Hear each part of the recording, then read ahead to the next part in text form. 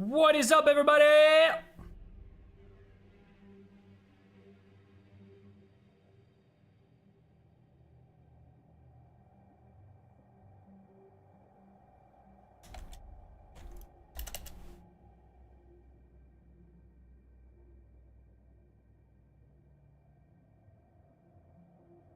Hello, friends.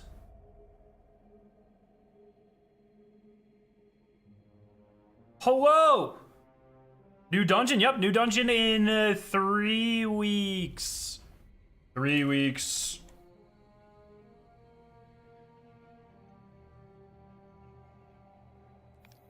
Got 3 weeks. And next week we get new content. We can start looking at the swab. By the way, this emblem is fucking unbelievable. What a cool emblem. Honestly, I don't know what they're cooking up for the dungeon emblem or the contest mode emblem, but I have a hard time believing they're gonna top this. That's all I'm saying.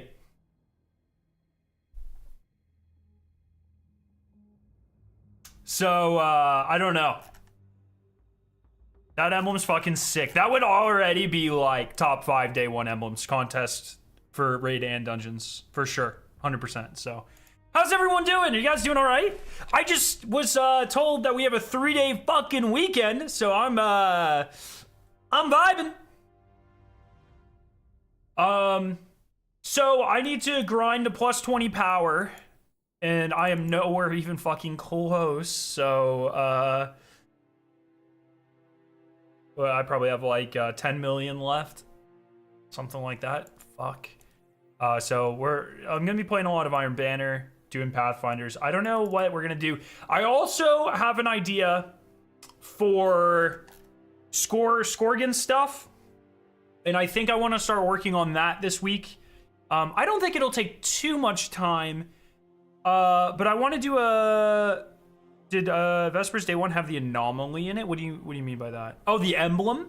Did it have the, no, the emblems were pretty spot on for the dungeon. Let me,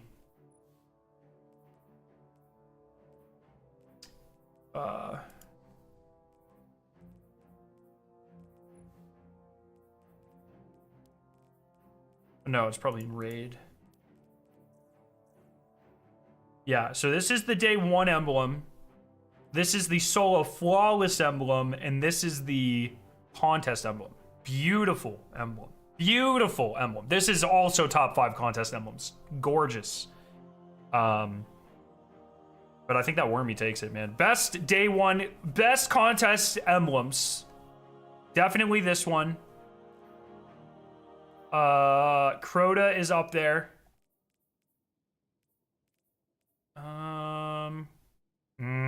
King's Fall's up there too. Crown is definitely up there. I don't have that one, so you're not gonna see it. Last Wish because of rarity, but in terms of coolness, not Last Wish, but Last Wish is definitely the best one. I would say my top 5 based off of looks alone. Vespertine. Hunker Down's up there, probably number 5. Tyrant. The Crota one. What was the Vow one? Oh, Vow was boring.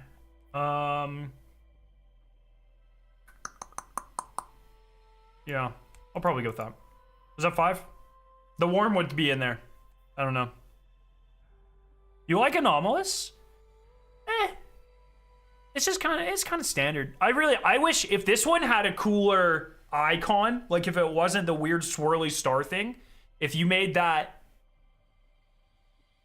I don't fucking know. If you made that cooler, this would be number 1, like no fucking contest. So you want the Skorgan emblem? I'm gonna gatekeep you so hard. Maybe. I just had an idea. I think it would be really cool to do a. I hope no one's done this. Well, I'm gonna do a metal version, so it'll be fine.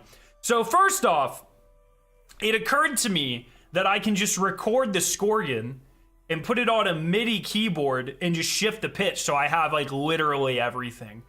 I've never done anything like that, but I know that's possible. So I might do some experimentation with plugins on this stream. I don't know. But I think it'd be really cool to do. So in the trailer for this season, there was metal. Revenant trailer, Destiny. You have contact. I think I have contact. Yeah, I do have contact. I don't really know how all that works. I use contact as like a plugin verifier, I think. I'm not great at plugins. But I'm not gonna play this whole thing, but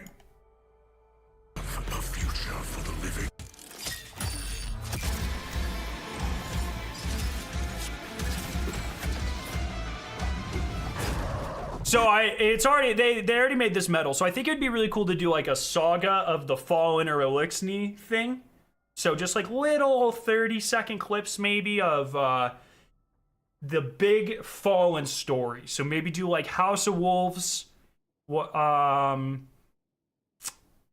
you could probably skip over Rise of Iron. So probably like House of Wolves. Maybe if Skolos or maybe if Mithrax had a and just like one track from each expansion, like the main thing.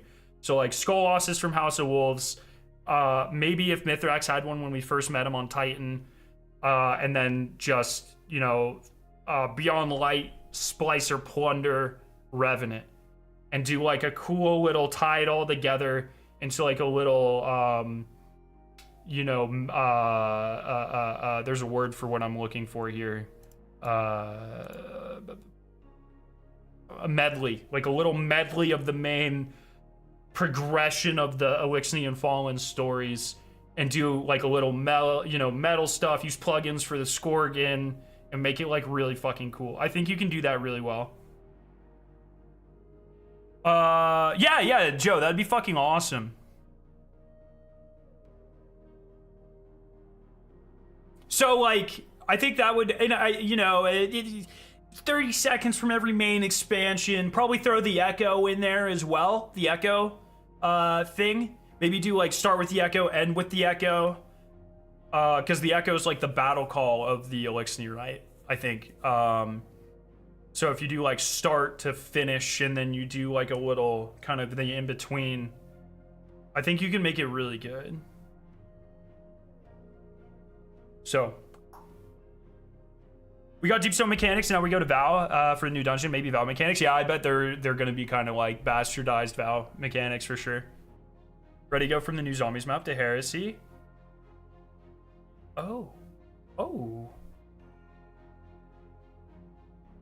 Oh, they're a week apart. They're a week apart. Okay, yes. Okay.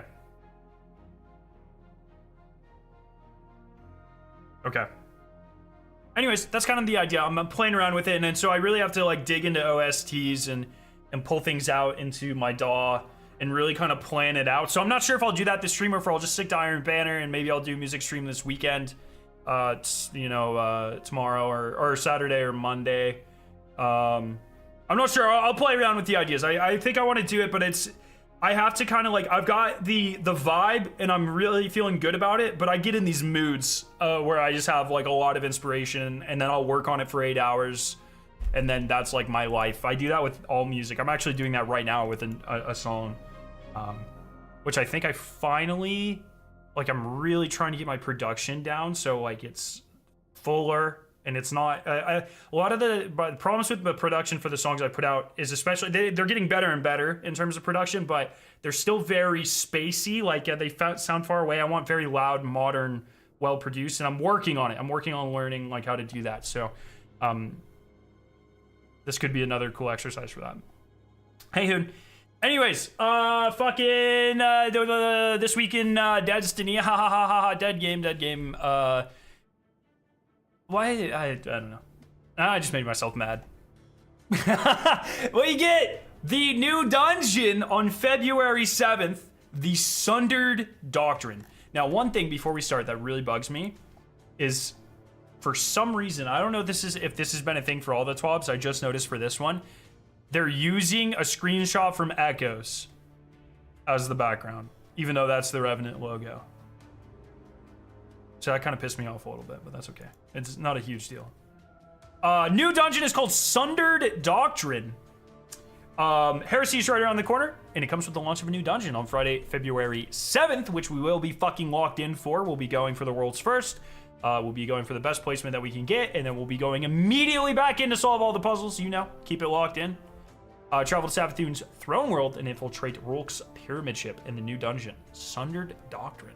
To celebrate the launch, we're challenging an issue to the top fire teams in the world with the Sundered Doctrine dungeon race. So we'll read about that here in a second. The name. Bro, New Architects goes hard. Yes, it goes very, very hard. I'm excited for the new album, dude. I think it's gonna be really. In the next couple of months, we have Spirit Box, Memphis Mayfire, and Architects. Like, what the fuck? But it's gonna be really good. I think the Twitch should be able to be soloed. I'm really disappointed that Budget keeps catering to the hardcore like this. Don't even fucking get me started, bro. Sundered Doctrine is a very interesting name because, you know, doctrine, philosophy.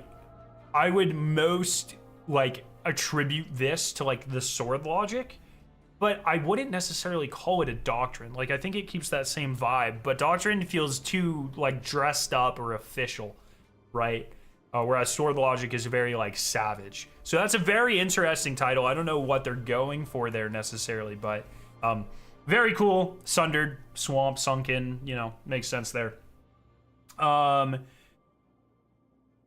So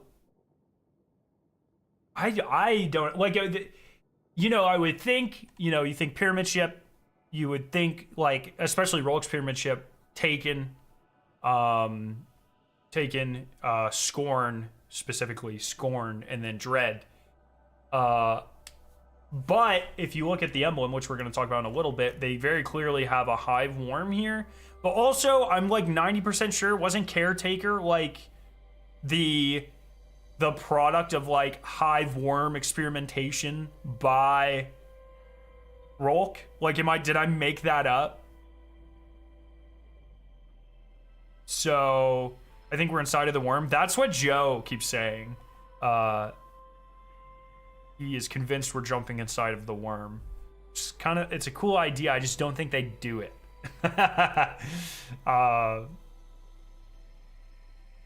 Caretaker, Sword of Ascendant, Scorn. Yeah, but I'm like fairly certain that Caretaker was the result of implanting a worm into a Scorn. Like, I feel like I learned that at some point.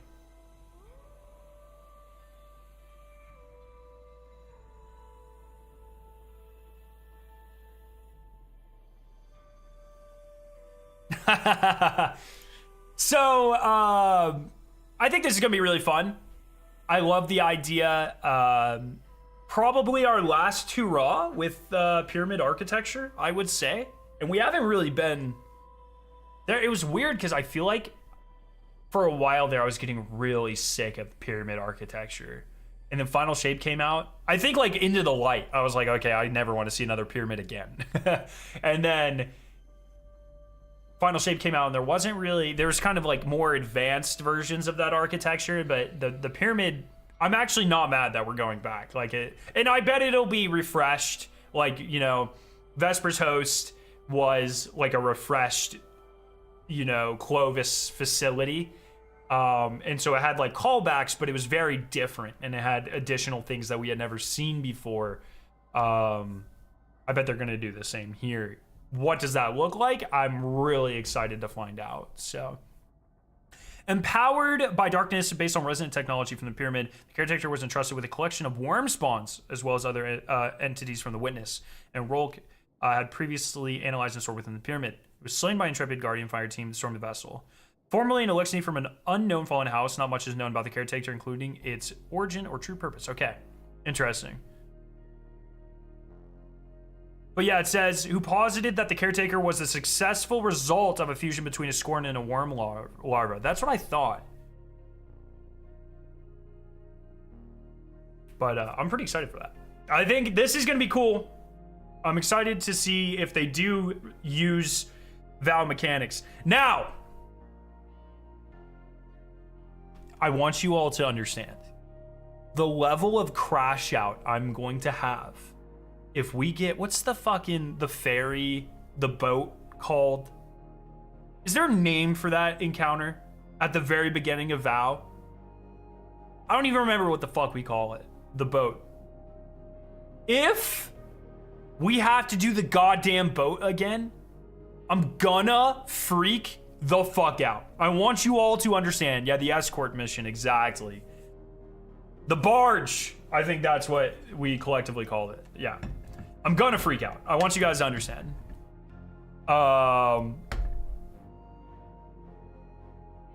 Just got used to, I don't know if you talked about the name, but Sundered Doctrine probably sounds like a Hive Civil War. I'm kind of in between. I'm kind of in between there.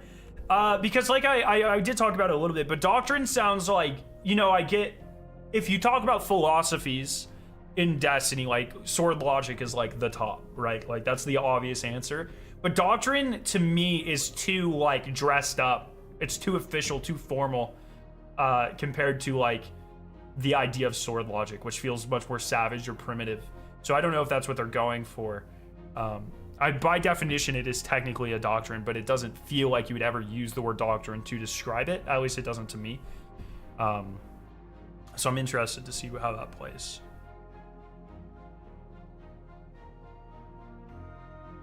I found this in the wiki, references to the lore book. Many of the caretakers' worm spawn went missing en route to the tower's containment vaults. Oh shit, bro. Mini caretakers. You know, like mini servitors? Get ready for fucking mini caretakers. I just want a giant screep, man. Is that too much to ask for? Rolk's shadow clone from Pantheon escaped? I mean... That's kind of like, I know people would be pissed off if that happened, but that's a fucking kind of fun idea. What if it's just Nezrak? Nezrak's not actually dead. I want them to reuse the Zol model. Yeah, like you know, we talked about, like a lot of people, Joe was the first person I saw say this, but a lot of people think we're going to be starting on the upended and jumping into the worm to start the dungeon. And that would be fucking sick. I just don't think they would do it. You know what I mean? I just like, I think about that and I'm like, I don't really think that's realistic, but that would be fucking awesome. But we'll see. I'm excited for this dungeon. I think it'll be really cool. As we did with Vesper's hosts, under Doctrine, we'll have a contest mode enabled for the first 48 hours, provided the most difficult version of the dungeon for the race and any brave Guardians who want the ultimate challenge. This time around, rather than a podium race, we'll be looking to crown the single team that rises to the top and finishes first. With that, we're leveling up the reward, creating something memorable and unique to honor the incredible accomplishment of the winning team. That's why for this race, each winning team member will receive the first ever dungeon race trophy. This is tragic and hilarious, because I'm pretty good friends with Special Hero, who got first place. And they got fucking bracelets. So this is actually really... Anytime... I was just playing with Special yesterday. So next time I get to VC with them, I'm gonna be like, yo, dude, how's that dungeon trophy? So I think that's pretty fucking... It's tragic, but it's funny. I hope they go back, like... They went back and retroactively gave raid belts to the previous teams that won the raids. I hope that it's a dungeon. I know people aren't gonna care, but I think it'd be a nice thing if they were like, look, this is way cooler than a bracelet. You can have this. That's so fucking funny though. When I read this the first time, I was like, oh no. Let's take a look at some of the finer details. Oh! When you said Zol, it didn't even occur to me. I thought you were talking about Akka, the worm that's already in there. Oh, if we get a fucking worm boss fight. I've always said this, and I'll maintain this until the day I die. I think the coolest raid encounter or dungeon encounter, if you think about like Borderlands in Tiny Tina's DLC, Attack on Dragon Keep, the raid boss was 4 dragons. 4? I think it might have been 3, but I think it was 4 dragons, and you had to fight them all at the same time, and they all had different like little mechanics and abilities and stuff. Imagine there's 3 worm gods left. Imagine if they managed to do a fight where you're fighting all 3 worm gods at the same time, and that's too complex for a dungeon, I think, but that would be fucking awesome. But yeah. That would be really cool. But also, 1 worm god boss would be insane. I'm totally down for that. But My expectation is Shadow Rock, so. I'm excited. We'll be racing, of course. We'll be going right back in for the secrets, as we always do. Once the final encounter is complete, the fire team must loot the final chest, or their finish may not be recorded. A team's official finish will be recorded when they loot the final chest. At least one member of the fire team must have completed and received loot for every encounter, and it must be the first time completing the activity for all members of the fire team. For the first 48 hours, we'll enable contest mode, ramping up the difficulty for the brave teams looking to take on the challenge. In contest mode, enemies are more aggressive. Encounters feature resurrection tokens and have an arranged mechanic that limits the number of phases or the time players have left to complete it. Contest mode comes with extra perks to reward your hard work and excellence. Fire teams that manage to conquer Sundered Doctrine in contest mode will earn a special emblem and are guaranteed the dungeon exotic weapon drop. So RNG dungeon exotic again. Contest mode emblem confirmed. It's also, I don't know if they say this. Yeah, if contest mode isn't your thing, you won't have to wait too long to have more ways to play. Normal mode will be enabled as soon as the first team completes the dungeon. I'm glad they do this for dungeons. I hope they never start doing this for raids, personally. I like when the entire focus is contest for raids. For dungeons, it makes more sense. But I'm pretty excited for this. It could be pretty easily be a point dunk mechanic to keep the wardens at bay and either progress the encounter or keep DPS going. That'd be kind of fun. If we have to be 1995, that means the final encounter would be 2015 normally, which probably means we have the pinnacle grind. Nah, that'll be fine. Also, a note down in the new hunter aspect about a bounty hunter weapon. Oh, I didn't read that. This is fucking awesome. Okay. I swear there was a picture here when I read it earlier. Maybe not. CB and Evan, two of my best Destiny friends. They're fucking goats, dude. I've known CB for, oh my God, like 6-7 years now. These guys are my goats, okay? They always put on Raid Zone, Dungeon Zone. They've been doing zombies stuff too. Just hosting the event, hyping up the raid, watching people. And even though they never watch my fucking stream, I'm so happy that they found a lot of success in doing this. And I'm very happy for them. And they are being officially sponsored by Bungie, which is amazing. Amazing. Even though they never watch the homie stream. They're awesome. They're very cool.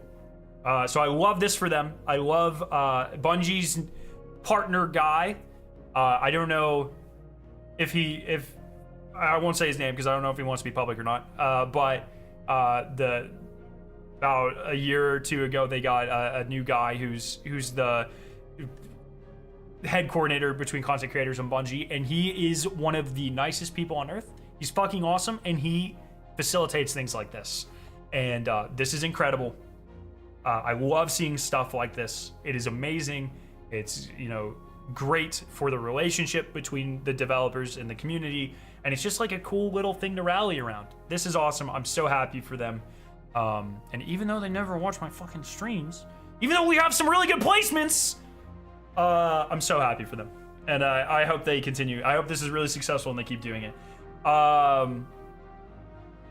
Yeah, and they'll also view, I don't know if this is limited to their stream or not, but you can get the sick emblem. So, love it. The Goat Squad, absolutely. They had to give at least one pyramid dungeon before the next saga starts. Yeah, for sure, for sure. Anyways, love them.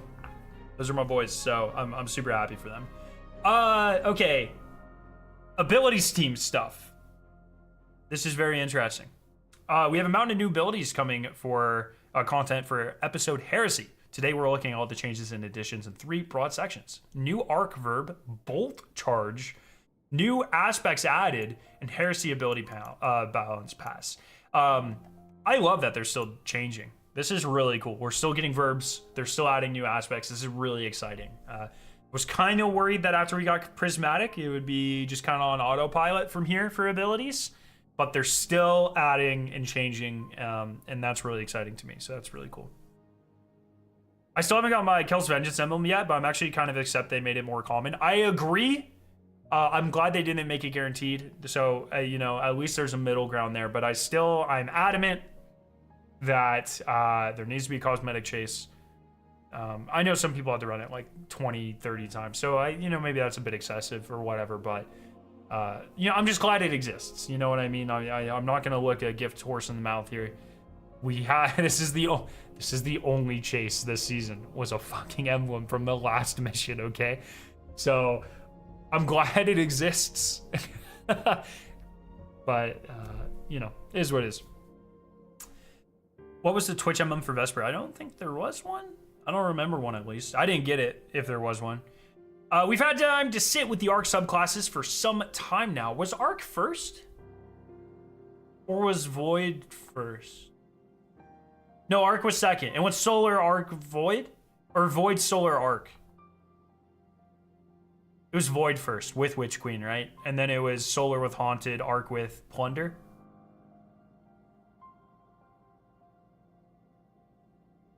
What are the chances they had the missing one Void, two Solar aspects? Wait, what do you mean? What do you mean by missing? Just to have congruency between numbers, or are there actually things missing?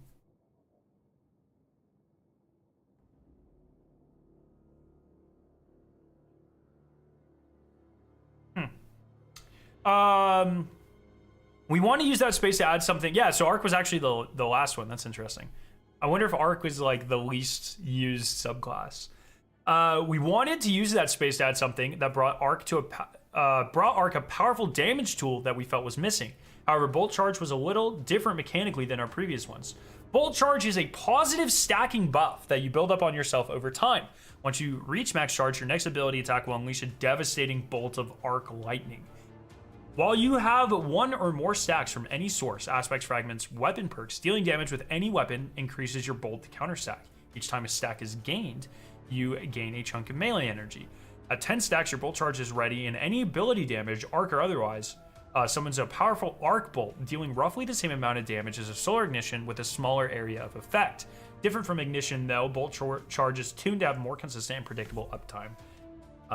It's really interesting, so it means it'll be usable on Prismatic as well. This will be really powerful for classes that get a ton of melee charges, like think Devour Warlock with 3 threaded needles. Is that what they're called? Arcane needles, excuse me.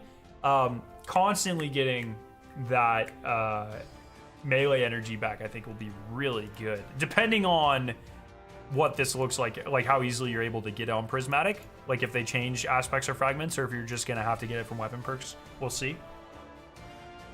This verb is just a flat buff to Prismatic Titan. Yeah, that as well. Yeah, that's a really good point. Yeah, Prismatic added 1 each, which kind of makes the numbers up. I see.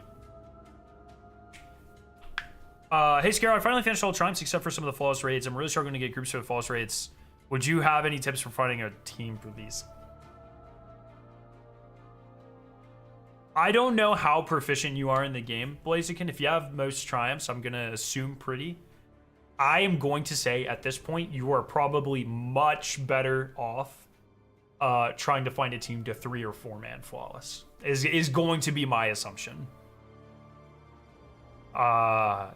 So you're probably going to have a lot better luck convincing 2 people to do a challenge with you than 5 people to do a raid with you. So, low man Discord. When you have more... Oh, I already read that, sorry. Similar to the addition of Frost Armor to Stasis with the release of Final Shape, we have woven Bolt Charge into Arc and Prismatic Suite. So, oh, I didn't even fucking read this. To allow those subclasses to access this new keyword. The new Arc aspects for Striker Titan and Stormcaller Warlock also feature Bolt Charge. Please refer to the Balanced Path section below for full details. We've had fun designing and playing with Bolt Charge. The loop of gaining a Bolt Charge stack, building it up through combat, and then receiving a big payoff ties deeply into the fantasy of Arc's momentum-based gameplay, as well as being deeply tied into the Arc ecosystem that has open new build crafting options consistent with the other damage types. We can't wait to see the new builds and combos players cook up with Bolt Charge, and as always, we'll be monitoring feedback and we'll adjust accordingly. Okay, let's move on to the new subclass aspects. I love that they're continuing to do this, and I hope they continue even further. Very cool. 4-man flawless for most raids is legitimately not even too difficult. I would say, with the exception... Oh, well... I haven't done a lot of low man since they did -5, to be fair. But even before that, I would say with the exception of Salvation's Edge, low mans are pretty not bad. So. All right, Nightstalkers, you're up first, brother. On the Prowl is a new void aspect for hunters that embodies the fantasy of hunting down prey and being rewarded for the kill. On the Prowl, entering invisibility marks an enemy nearby as a priority target for you and your team. This is not working, Crucible. Defeating priority targets creates a weakening cloud of smoke that makes you and allies invisible when passing through it. When priority targets are defeated, you and nearby allies gain increased weapon reload speed and stability for a short duration or are granted grenade melee and class ability. That is really fucking interesting. What? But that means you have to run over to where the enemy was, right? Where you killed it from? Why is there no audio?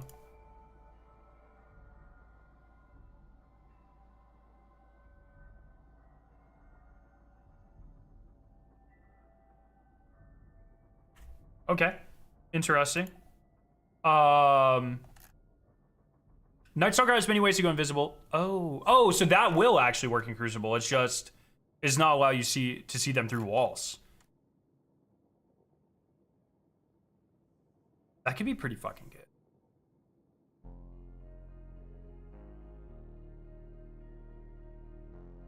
That could be really good.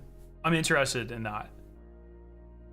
Nightstalker has many ways to go invisible to kick off on the Prowl, including Vanishing Step, Silas Executioner, Spectral Blades, Rat King. Pick your favorite. When that happens, a nearby non-boss target will be highlighted for you and your fire team. Once the highlighted target has been defeated by you or anyone in your fire team, the entire fire team is granted a stack of successful hunts. A buff that grants weapon reload speed and stability bonuses, along with a small chunk of melee grenade class ability energy. Kind of imagine like a team of 6 Rat Kings, couple people rocking this.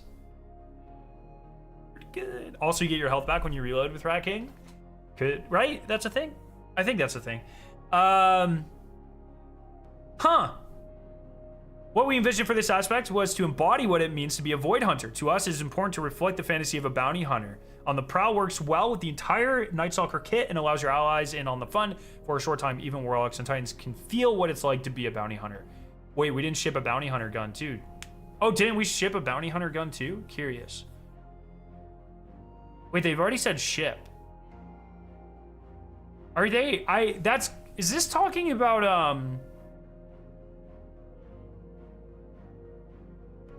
oh, Lawrence? I wonder if they're hinting that Lawrence is going to make you go invisible. It doesn't do that currently, does it? I don't know what Lawrence does other than go. I wonder if they're going to change it to make you go invisible then. And that's what they're calling out.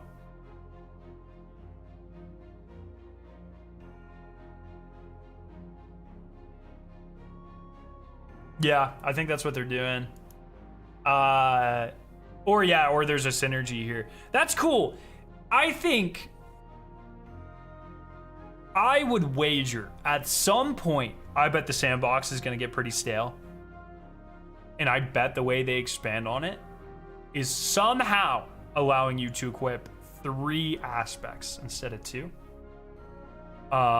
If Destiny 3 is truly fucking 5-10 years out or whatever, I bet, you know, whether it's an exotic that allows you, its perk is like you can equip the 3rd aspect or whatever. Because we are getting so many aspects on these characters now. Destiny 3 aspects. That's exactly right, Wallaby. That's exactly right. And you know, if they just keep adding more and more, I think a lot of the classes already have like 4, right? Like, they're getting pretty crowded. Yeah, like 4. Well, that one only has 3. This will be this one's 4th. 4. I would bet this is eventually going to... Yeah, 4. I bet this is eventually going... After everything gets 4... I'm not saying that's necessarily a good or a bad idea, is not the point of this, but I would wager that's at least an option they have in the future. Let's say. You want a PoE skill tree amount of aspects? Dude, I saw that tweet when Paul Tassi posted it the first day and I about had a stroke. I would die. Storm's Keep Striker, you are up next. Storm's Keep is a new subclass, new class ability focused aspect for Arc Titans that utilizes Bolt Charge to its fullest potential. Cast your class ability to grant a moderate number of Bolt Charge stacks to you and your nearby enemies. While behind a barricade, you and allies gain stacks of Bolt Charge over time, and any weapon damage will discharge. All right, well, I don't play a lot. Well, is this coming to Prismatic? We wanted to do a few things with this aspect for strikers. We wanted to create an opportunity for barricade to be used offensively, and we want to capitalize on what Bolt Charge can provide. We envision strikers pushing forward on the battlefield and using class abilities to cement themselves on the tip of the spear. Because I was gonna say, if this is on Prismatic, this is gonna be like a fucking really, especially Consecration getting nerfed really hard. This is gonna be a sick DPS strategy. But if it's not coming to Prismatic, I'm not sure if it's worth doing like Thunder Crash for DPS. Sometimes it is. On just Arc 3.0 to have this. DMG confirmed regular subclasses only? Good. Okay. Yeah, I feel like this might be too dominant on Prismatic. Why only 1080p? What the fuck are these recommendeds, dude? And none of these have audio.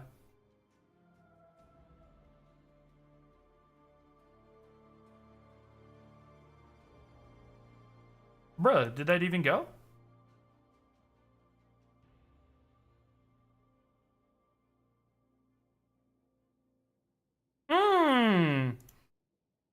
What if Cloud Strike builds these faster? I didn't see him hit 10. Yeah, Thunderlord or Cloud Strike synergy with Bolt Charge would be fucking awesome. Casting the Thruster or Barricade will give you and nearby allies a good chunk of Bolt Charge stacks and the melee energy that comes along with Bolt Charge. If you opt for the Barricade version, standing behind the barricade will grant additional Bolt Charge stacks over time. Once you're at full stacks, any weapon damage you deal while standing behind your barricade will also cash in Bolt Charge, calling down a lightning bolt at your target's location. Standard Bolt Charge allows you to call down the lightning by dealing ability damage, but with Storm's Keep, you call down the lightning just by shooting enemies while behind your barricade. This is especially potent with Rally Barricade, as it allows for multiple bolts from your allies to provide solid boss damage. That's really interesting. And, like, this is not an insignificant amount of damage. Like, the amount of solo challenges that I can think of that have been made easier or flat out just made possible through the use of like ignition stacking or through something like Jolt. If, you know, like solo Nezarec was like pretty much only possible a few seasons ago because of Jolt and what's the Neomuna fusion rifle? Whatever the fuck that thing is called. This guy. Iterative loop. So this is not an insignificant amount of damage. Very interesting here. You have a flood of ideas for the verb. Yeah, I think like it also matters like how it stacks. Like if something like Cloud Strike already does a fucking absurd amount of damage. So like if it also further stacks in some weird way with this is a perfect opportunity for them to do synergy with things Cloud Strike, Thunderlord, that sort of thing. I don't know if they're going to. They've been being a little bit more creative with stuff like that recently, specifically exotic, interactions. I can see them doing this, but also I can see it breaking the game if they do it. So we'll see. Only need one stack of Bolt Charge to kickstart the stacking is bussin'. So, interesting. Very cool. I like this idea. I like this idea a lot, and I think you're going to see people leveraging this. We're excited to see how players build craft around Bolt Charging in Storm's Keep to maximize damage and add to Striker's legacy as the hit fast, hit hard subclass. I've got 3 days to test RPM effects on Bolt. Ooh, I'll help. Think about, okay, Hoon, but also trace rifles. Do you guys remember in like old Call of Duties? Did Destiny ever do this? In Advanced Warfare, Infinite Warfare, the one with jetpacks, there's the EM1, and when it first came out, it was uncapped DPS, or it's tied to your frame rate. So if you played on PC with uncapped frames or higher frames, you would just straight up kill everyone way faster. Fucking video games, dude. So funny. It's pretty much laser tag in Call of Duty, really. Insta-gaming people? Yeah, exactly. Cold Heart ramps damage. It gives Ionic traces, and Fragment got changed where you get bolt stacks from traces. Oh! I'm thinking multiple weapon ticks like Anarchy, Area Denial. Oh, yeah. Huh. Oh, man. I'm actually really excited to test some shit with this now. I think this is going to be really good. And they usually slightly overtune new things, too. So I would be... Well, in my opinion, this pretty much confirms next season is Void and Arc, right? On the artifact. Like, certainly. Or at least heavily spec'd into those two. And I bet there's going to be some really good shit in there. Ionic Sentry. Defeat targets with arc abilities or weapons to charge up an Ionic Sentry. Activate Grenade. Deploy a powerful arc turret which blinds on impact and sends up bolts of lightning that change the nearby enemies and grants stacks of bolt charge. Wait, they just made fucking stasis turret but arc? What?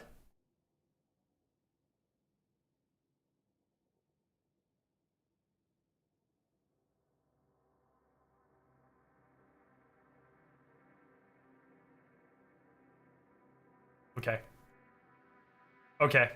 Well, goodbye, getaway artists. Wait, do you think that? Wait. Let me read getaway artists real quick. Wait. Oh no, this will work.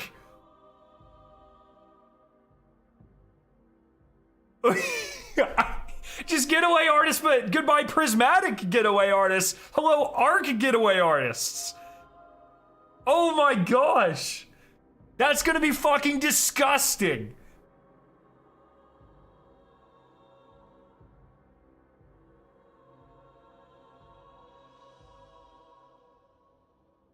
And it blinds. So instead of slowing enemies down by freezing them, you'll just blind them and it's the same shit. What the hell? In our playtest, Ionic Sentry has been the favorite of Stormcallers, providing a much needed... The only unfortunate thing is Stormcaller supers are big bad for, like... Unless something has changed for DPS. I would love to be proven wrong on that. But, so I don't think this is going to be... For, like, ad encounters, though? Yeah, like, with Vespers... Oh, read below? Oh, shit. Build crafting paths for Stormcallers are much wider. With Ionic Sentry in the mix, we're excited to see where players take it. As always, we're excited to get these aspects into players' hands, so we'll be keeping an eye on feedback. The big ticket items are out of the way. Let's take a look at the upcoming changes. Arc Strider, Tempest Strike, new additional effect added. Killing any jolted target grants a stack of bolt charge. Tempest Strike is the, is that the uppercut? Or is that the... No, Ascension is the... Right? Tempest Strike's uppercut. Increased damage against PvE enemies by 57%. That is oddly specific. Disorienting Blow now grants a damage, moderate amount of bolt charge stacks when dealing damage with Disorienting Blow. Disorienting Blow now deals a significant damage in an area around the target hit, instead of just a single target. Oh. Bro, that's going to be fucking annoying in Crucible. Holy shit. Actually, oh my, like, you're just gonna be able to get bolt charge in Crucible. Like, no, you just fucking punch someone, blind all their teammates, and then you have bolt charge. Huh. Arc Staff. Reflecting an attack will grant a stack of bolt charge. So if I sit here with Arc Staff on an Ogre, I'll just have it. And my grenade. Oh, okay. Wait. Bolt Charge only gets used with weapon damage though, right? So maybe not. But if you could, when you get a stack of Bolt Charge, you get a grenade. Or no, you get melee. Never mind, you get melee, not grenade. Okay, never mind. Huh.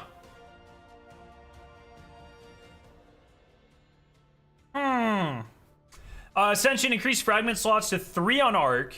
Ascension was already granting 3 fragment slots on Prismatic. Activating Ascension will now activate the effects of the following abilities. Gambling. Oh, Gambler's Charge, Marksman Dodge, Empowering Dodge, and Threaded Spectre. No way! We didn't plan to make Ascension activate every... Oh, we don't plan on making Ascension activate every Hunter class ability perk, but we may add more interactions in the future. So it'll like reload your gun, give you your melee back. Empowering Dodge? Is that the flip? Is that the Radiant thing? It'll give you Radiant now? Can you use... I guess you can use both of those. And Threaded Spectre. Huh. Didn't they say a while back that Heresy would have a massive feature that players have been waiting for a long time? When did they say that? I don't know what you're talking about. I would love to know if you could find out where they said that. I would love to kind of hear that in context. I don't remember that. Threadrunner, Ensnaring Slam. Activating Ensnaring Slam now activates the effects of the following abilities. Same thing. Thread Spectre increases the clone PvE damage resistance from 40 to 70%. Titan, all Titan subclasses. Barricade, increased damage resistance versus combatant splash damage when standing behind the barricade from 60 to 80%. Taunt, strength, and range no longer fall off over time. Striker, Juggernaut. While Juggernaut shield is active, players now have splash damage resistance. I don't know if I like that. I'm trying to think of how that would negatively affect PvP, but I think we're okay. While the Juggernaut shield is active, players now have a 10% damage resistance versus PvE combatants. Juggernaut shield blocks damage. Players are granted a stack of Bolt Charge. Okay. Ballistic Slam, sprint time requirement before activation significantly reduced. Damage now scales based on distance traveled. Damage versus PvE combatants increased by 30%. Each enemy damaged by Ballistic Slam grants a stack of Bolt Charge, huh? They said in the video about episodes of Frontier codename reveal. They posted after Salvation Edge was beaten. Okay, I'll watch that. I know that trailer, so I'll pull it up and we'll watch it after this. I'm very curious. Sentinel Unbreakable. Increase the rate of Unbreakable offensive throw charge. Max damage from the offensive throw.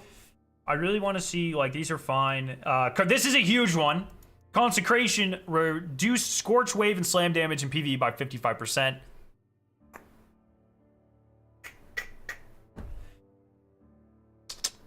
Big Dead. Big Dead, goodbye. We'll be seeing ya. Stormcaller. Increase non-champion PvE damage by 20%. Chaos Reach. Increase... When they say non-champion, do you think bosses still count? Like Majors and Legends?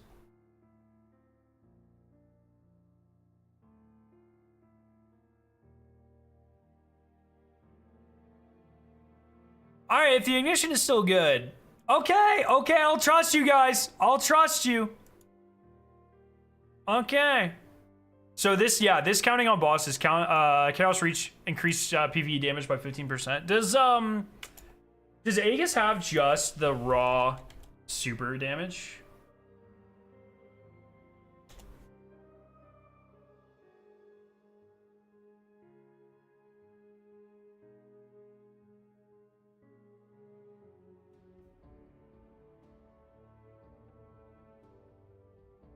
Yeah.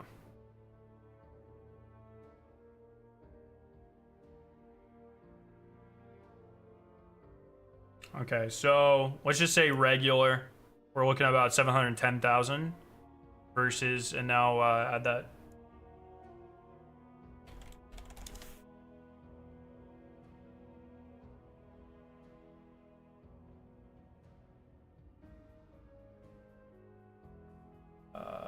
So we're looking at like 820-ish.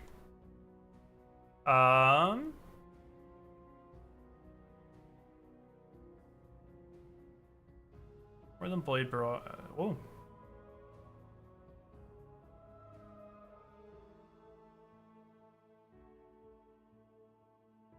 Why do you have Member and emblem tags, they don't do anything? The member tags definitely do something. I can change. Well, the emblem, yeah, sorry. The emblem was for the, I don't remember what it was for. But the, read what note?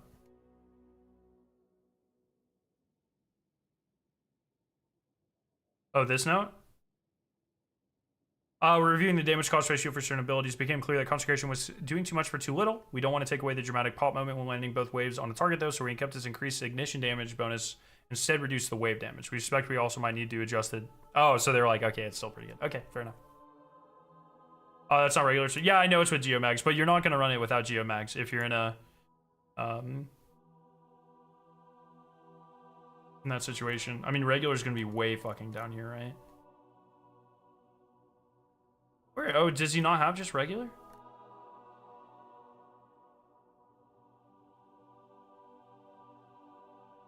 Am I blind? Holy fuck.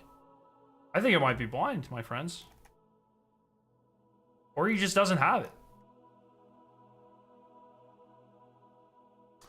Yes, Livia. I am participating in the dungeon race, yeah, for sure.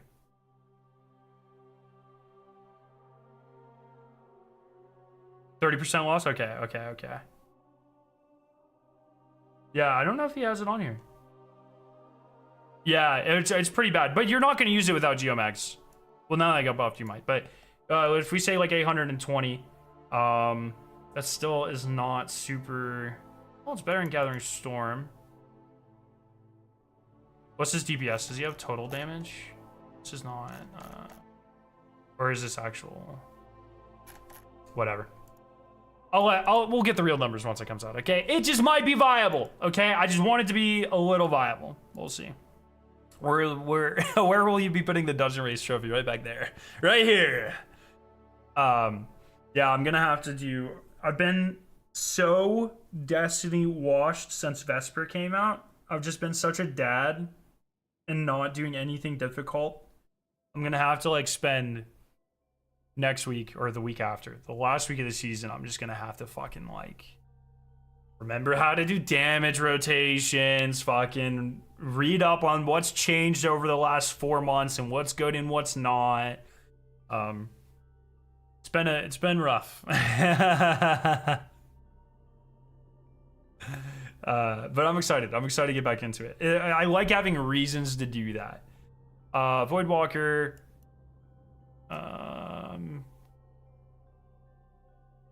good stuff. All classes, Solar, Radiant, damage boost reduced from 25 to 20% in PvE. Interesting. Frost Armor, increased damage resistance per stack from 4.5 to 6.25. Interesting. Amplified when amplified PvE commands are now less accurate against you. And you also have 15% damage resistance against PvE. They're going hard. Look, we're gonna have Arc in the battle, or in the fucking artifact. Like, we're just going to. 100%. Shake that rust off, I know. We'll get there. I'm too much of a Balatro main now. Spark of Discharge, add effect, picking up an Ionic trace, grants a stackable charge. Yeah, so that's Vespers gives you Ionic traces, right?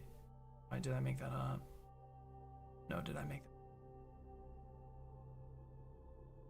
Oh, that's Sanguine, fucking dummy. Dummy. What the fuck does Vespers even look like? Oh, there. Nope, next one. Arc Shockwave. No. Why fucking on Warlock makes Arc Traces? Something does. I don't remember. That might have been an artifact mod. I'll get there, okay? I just have to sit down. I have to go to Aegis's channel and watch the last fucking 3 months of content. I'll lock in. It'll be okay. Oh, helmets. Warlock.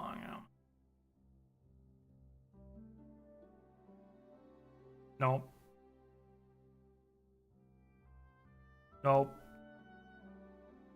Yes! Yes! Fallen Sunstar. Yes! I knew there was one.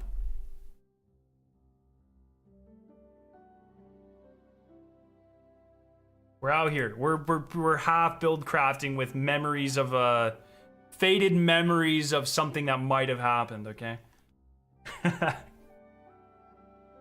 is why I let other people do it, okay? You know what I mean? I just show up, I show up, I solve the puzzles. I'm still good at that. I solve the puzzles, I can execute. This shit never been my strong suit. I say, Hoon, Wabi, what the fuck do I use?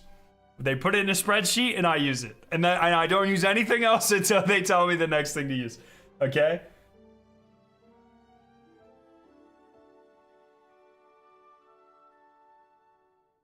That's how it goes. Aspect killing blinded or jolted enemies spawns a Ionic trace. Yes. Yes, that also exists. Spark of Momentum, add effects lighting over ammo bricks, and now also gains a stack of bolt charge. I just know there's going to be something really annoying in Crucible where you get bolt charges like that. Someone's going to find some sort of interaction, and it's fucking over. Because if they do as much as an ignition, that just means you fucking die.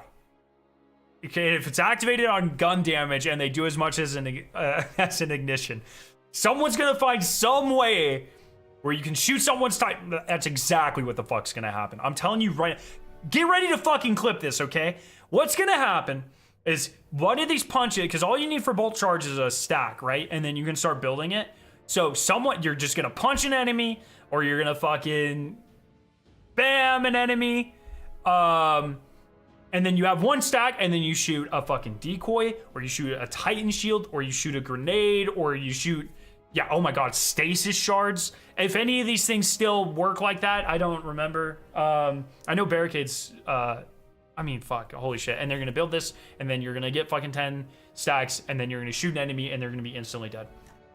And there's gonna be some exotic this season that gives you bolt charge by fucking existing.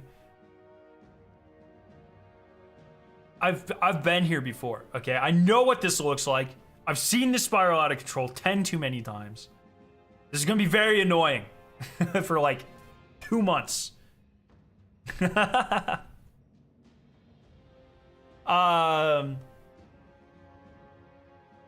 like, come on. Yeah, here we go. Targets defeated with bolt charge will also make an Ionic trace, so, you know. Faceted Hope can now be activated by Bolt Charge. Faceted Purpose now grants a stack of Bolt Charge on Arc Pickup. Orb Pickup when Arc Super is equipped, instead of granting Amplified. It would have been cool to get both, but I get it. Faceted Sacrifice can now be activated by Bolt Charge. Modifiers Brawn, tuned health sources. Better balance the health economy when this modifier is active. This is something I'm excited for. Risk Runner and PvP to protect yourself. That's good, yeah, man. As we enjoy the final weeks of Revenant, we have one final celebration. It's a prologue of sorts leading into Heresy, where we will get a chance to see what life in the universe is like when there aren't any gods around for us to slay. This time we spend a few quiet moments with Eris and Drifter, remembering how far we've come and answering the age-old question, can pineapples bloom on the battlefield? Is that a reference to something? Or is this an inside joke for what they're going to say? Or is that an existing reference to something? If you played Riven's Wishes last year, a flow of events will feel similar. Starting on January 21st, you can visit the Drifter to pick up the quest that will reward a special currency called the Bento Tokens. These tokens can be exchanged for some, if we do say so ourselves, pretty snazzy rewards over at Aramis. Throughout the event, you have a chance to earn a total of 8 Bento tokens to spend wisely and make them count. Now let's check out what you'll be spending them on. Metal Gear reference. Pineapples are a golden age fruit that Aramis has never had before. Oh, okay. Do I recognize that armor set? Is that the the strike armor set that was super rare? It was Eververse, and then they made it like the ritual stuff, and it's hard to get or whatever. Basically, Drifter was trying to riz Eris with a pineapple. Oh, he knows what he's doing. Send an alloy, send a shard, exotic, Cypher, spoils of conquest. I'd probably not spend on these unless you have all this other stuff. Game Memento, Vanguard Memento, Iron Banner Memento, Festival of Lost Memento, Dawning Memento, Guardian Games Memento, Solstice Memento. It would have been pretty baller if they put the fucking Salvation's Edge Memento in here, since it's been broken for a year. But it's bad, so I understand them not doing that. You can get Cloud Strike. Very interesting. This to me, This right here, my friends, very strongly suggests to me, and maybe I'm coping. Sorry. This to me says there's absolutely 1 billion% going to be interaction between Cloud Strike and Bolt Charge. Like 1 billion%. Right? Why is it 3 tokens while others are 1? I would wager this event. Well, probably so you can get it if you don't own Beyond Light. And they're still like, yeah, but you didn't buy our deals. Is Beyond Light free? It should be, but I don't know if it is. But this seems very intentional.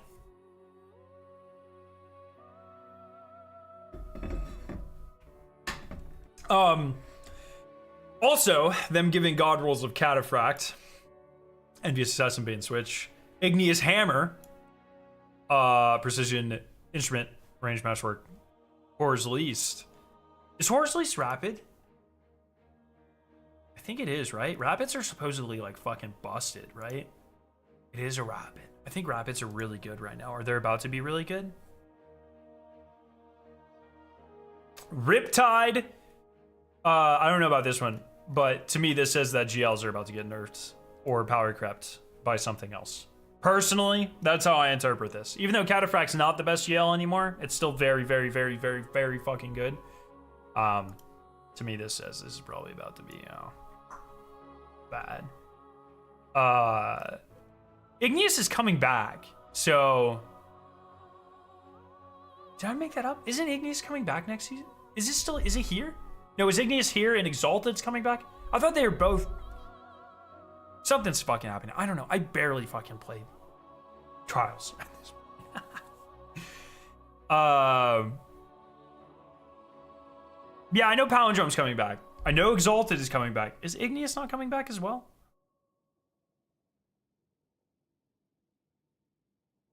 Whatever.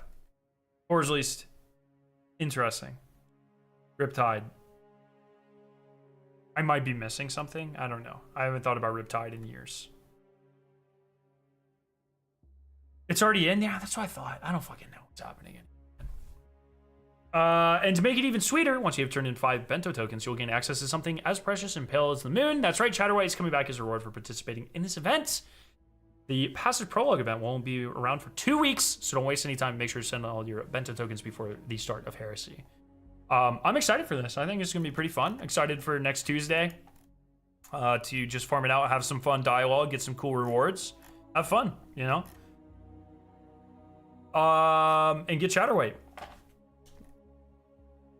Sorry, every time I zoom in and out, it really fucks up where I am on the page. I don't know if it does that. Titans, Slashers 1, sick. Hunters, Spectre 1. I think this is one of the best looking armor sets in the entirety of the franchise. I don't know what it is. This is fucking insane. Depending how this shades, and oh my god, that fucking... I'm gonna be using this shit a lot, okay? I just want you guys to know. It's really fucking good. And Warlock. Pretty dapper. So this is gonna be sick. This is really cool as well. So in addition to the runner-up entries of this year's vote being developed, we'll also be releasing the runner-up wizard designs from last year's vote during Heresy. We mentioned last week that we don't have plans to revisit voting runners-up from years past, but there is one more set that bears mentioning, the Kaiju Lizard Hunter. Anytime we talk about the Festival of the Lost armor, this set inevitably comes up, and looking back, there's some obvious magic happening. However, we don't feel like this old concept quite meets our standard for new armor sets. Instead of tossing the whole thing in the bin, we're taking a more targeted approach.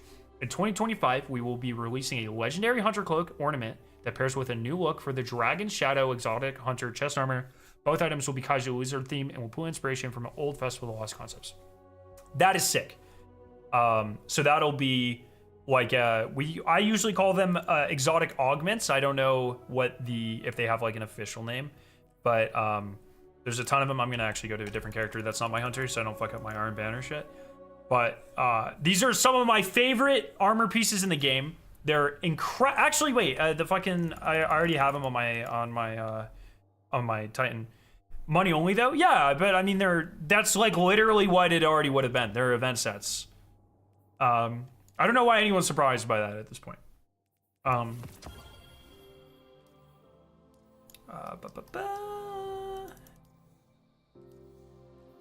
Oh, sorry, I'm already wearing them, dummy. So these are like some of my favorite armor sets in the game. Pieces of armor that get extra stuff when combined with certain exotics. So like these boots, I think like the Siva disappears when you take, yeah, so like there's less Siva, there's no Siva nodes. And then it gets like extra details when you have stuff. Criminally underutilized pieces of armor. I'm excited to see what this Hunter one does. I think that's really cool. I wish there were versions of this that came from like the game that wasn't Eververse. I think this would be so fucking sick if there was like, you know, an exotic that was kind of themed similar to like a dungeon or a raid, and you had a chance to get universal ornament for a legendary armor piece that also reacted with that. I think that would be so sick. Or like Root of Nightmares, you have fucking conditional finality. Imagine if each class had arms that when it was a random cosmetic drop you only got from playing Master Root of Nightmares. A random drop, you had to farm to get it, but if you got it, universal ornament for your arms that when you were holding conditional finality did something, you know, stasis and fire fucking spew out your arms or something. I feel like criminally underutilized piece of loot in Destiny. They could be doing a lot more with it in game away from Eververse. I'd love to see shit like that. So very cool.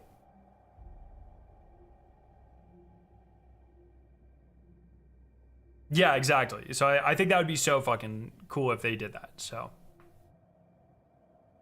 I mean, you might be right. Linears are getting looked at next season, so GLs might be getting nerfed because they're just losing the weakening artifact. Maybe they'll bring back particle deconstruction. Yeah, if next season we get like arc, particle deconstruction, and some void, I mean, that'll shake up the meta quite a bit, right? I think that would be sick, man. I don't know. I'd love to see that sort of thing a little bit more. So, G2G starts next week? 23rd, 7 days from today. We will, of course, be raising money. Maximum heart emotes. Very cool.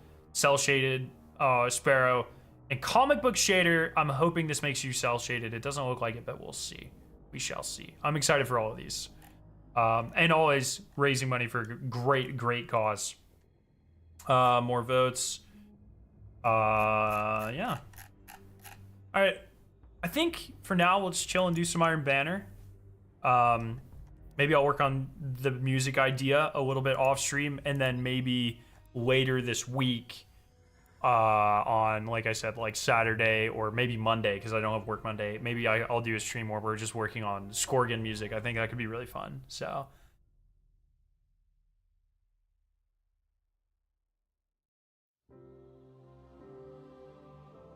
The Hunter set is fire, yeah. The fucking Lorona one, it's so cool. Lorona? Yeah, it's so cool. So. Don't go away. No, I'm not leaving. We're playing Iron Banner. I'm not going anywhere. I'm not ending stream, don't you worry. So the position I'm in, my friends, is if, as you know, I'm a max triumph score guy. It's what I do. It's one of the things I do. I need plus 20 power. Now, one thing that you don't know, or you might not know, is Bungie drastically increased the amount of XP required to hit plus 20. With the final shape, it's something like the equivalent of somewhere around plus 30, plus 31, something like that. Pre-final shape is now plus 20. So you have to grind significantly more XP than usual to hit the plus 20 requirement. This season's been kind of...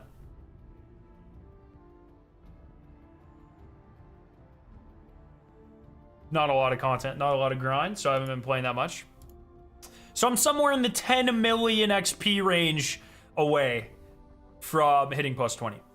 I do have a lot of seasonal challenges. I'm saving these for the bonus XP every week, so I can just turn in those. I need to do some of them, but really what I have been doing to grind XP and get other rewards as well is I have been grinding Pathfinders and Crucible. It was Mayhem last week. I was doing a ton of them. Now, with Iron Banner, I can farm Kermils, I can farm the Shotgun Scavenger's Fate, and I can farm XP and Pathfinders all at the same time So it's not maybe the most efficient XP route, but it helps me get other loot as well. So GL, grenades, rapid defeat, I can do that.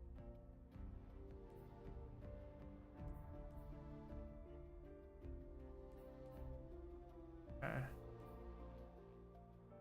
Ooh, shotgun? And that'll give me extra XP. I'll go shotgun. You can't even get the Bright Dusk reward because there's 101 tasks, but there isn't even 101 tasks. Oh, wait, no shot? Really? Oh my god, think about how much XP I'd have on the table, though. Oh, I hope they add 101 tasks. I'll take that any fucking day of the week. Are you not 2010 base yet? Oh, I am. This is my least played, or second least played character, but I am on my other characters, so I don't.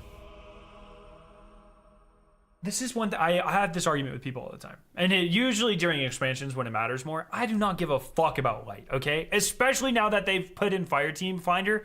Everyone on Reddit's like, oh, the power grind ruined it for me, blah, blah, blah. I have literally not paid attention to a non-expansion power grind in the history of Destiny.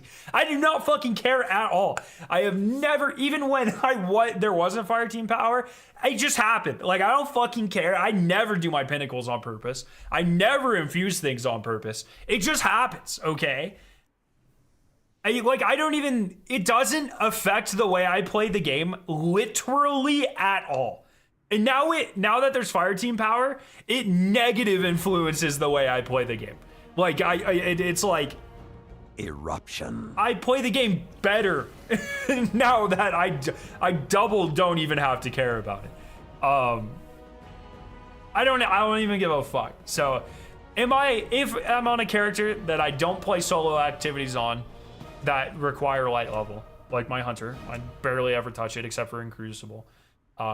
If I'm on this character, why in the fuck am I wasting resources on upgrade modules to get my armor up to 2010? I do not care. I do not care even a little bit.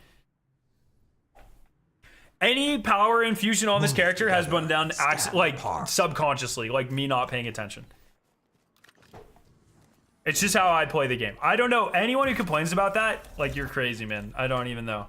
Unless you're just like it's actually probably a solo only player. Now that I think about it. Now that I think about the audience.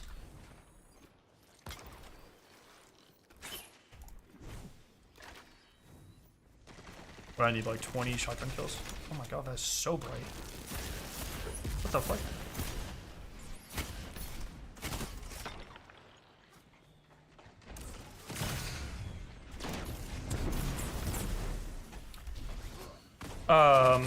Power levels account wide, so you don't even need to do each character. Yeah, I fucking knew that. I knew that. Who made Scarrow go on a rant? Just Reddit. Just knowing... Dude, I'm so frustrated with Destiny the game nowadays. I mean, I can't even front, man.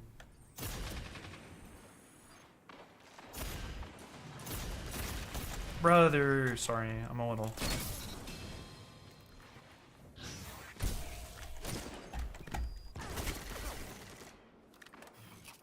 Bro, where the fuck? Why? Where's my team? The wolves are upon you. Why are there so many enemies everywhere, man? I went from my spawn to the other spawn. Somehow the Circle Jerk subreddit's actually calm and collected. They're my favorite. But if they do something bad or say something unhinged, then I never like them. But right now, they're my favorite. Pretty much, I never like deliberately go there, but they're like on the front page of my Reddit, like when I'm scrolling Reddit, right before bed or whatever. And it's like a lot of their posts are just making fun of like asinine takes. Makes me really happy. Oh my god, I'm bad at the game though. I'm hoping for a spoils rework and Vogue red borders. I wouldn't mind some Vogue red borders. I think for something like Vogue though, I would really like them to put it off until they can introduce a Memento, which hopefully because they did that with Garden. Oh my god. I'd love to see a Memento. I would love to see the 2 or 3 missing weapons from Destiny 1. Atheon's Epilogue, Praetorian Foil. I'm so dead. What's the other one? Peasant Vengeance, maybe? Is that in the... No, that's in the game.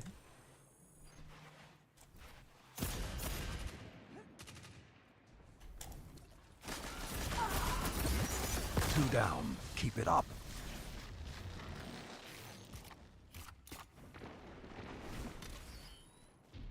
Praediths, yes. Praediths. Oh, no. 5 minutes remain. Praediths timepiece, yeah. So that would be sick. That would be sick. Like, if we get, like, a soft... Especially now that we're not getting, like, a revamped... Like, a reprised raid. It'd be sick if we got, like, a soft, reprised Vaulted Glass. With all the extra weapons. Oh, and the Age of Triumph armor as well. Damn it, I should have killed that guy. Age of Triumph armor, new memento, missing weapons, craftable. Like farmable red borders that are not best in slot. Maybe in PvP. I think that'd be cool. Boom. A brief reprieve.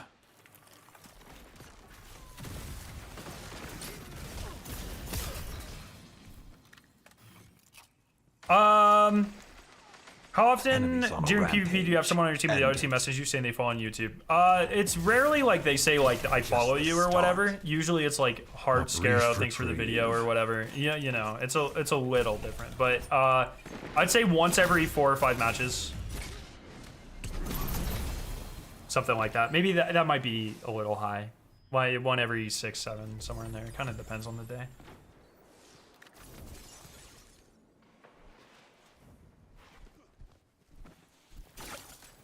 Alright, I need rapid kills here, so I'm gonna try to get a double kill. I'm gonna try to hold on to this until oh, surely I get a double here. Where'd the fucking first guy go, man? What? Bruh. Teammate must have killed him? See, that's annoying. Glass Drum Memento would be bangers. I've always... Look, I'll maintain until I die. The Mementos would be better served. Enemy pride. Oh shit. As if they were similar to auras from vanilla Destiny 2, where instead of actual shaders, if they function like external effects on your gun. So instead of getting a unique gold, or let's use Vaulted Glass, instead of like a gun turning blue or holographic or whatever, if you still got to keep your shader on your gun, but then it got, if you put the memento on it, if it got floating glass shards kind of around the gun. You know what I mean?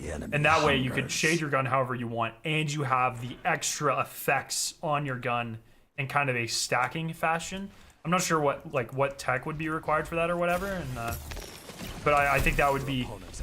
Because let's be fucking honest, like, literally half the mementos in the game are bad. Like, they're not good, right? Or they're not better than just, like, normal shaders, especially now that we have shaders like fucking Blood Cell, Dracula shader. You know what I mean? Like, there's not a fucking memento in the game that's better than this. So if instead of making them a shader, you make it so they apply. Oh, come on, man. We'll get there. We'll get there. You know, imagine if instead of this, because I'm sure a lot of people are going to use that, if it added the little flame effects, like every once in a while, like embers rose from your gun or whatever, like a smoldering ember. Or instead of this one's actually pretty clean. But what if you had the little, you know, like when you're playing on Pantheon and there's the little ghosts that blipping out of existence? What if that gave that to your gun? Cool stuff like that, you know what I mean? Nothing crazy. Don't make them too distracting. Make them pretty small so you can really only see them in first person or whatever. Like, not a single person's gonna use this. You know what I mean? But what if instead of this, it added a little witness smoke to your gun? You know what I mean? Like, that would be cool. That would be way cooler. Have an extra memento slot, and then you can shade your gun however you want, and you have extra effects coming off of it. This is the most backseat dev thing ever, I know, but I think it's way cooler, personally. And I don't know how much work that would be. I honestly have no idea. You'd probably have to change it based off of the model of the gun, or all this stuff. I have literally no idea. I'm not going to claim to know that. But It'd be a billion times. Like, what if this one had little rose petals coming off your gun? That'd be sick. Yeah, like weapon auras, exactly. Make it like an aura. Yeah. That would be fucking cool. I don't know. I think that would be a way better use for mementos, especially in a day and age when your weapon memento looks like this from a raid, and the shader from the raid looks like this. Now tell me, if you were going to use a shader from fucking Salvation's Edge, are you using this? Or are you using this? Like, let's be honest. What is this? This is a memento? You know what I mean? Come on. Come on. Let's be real.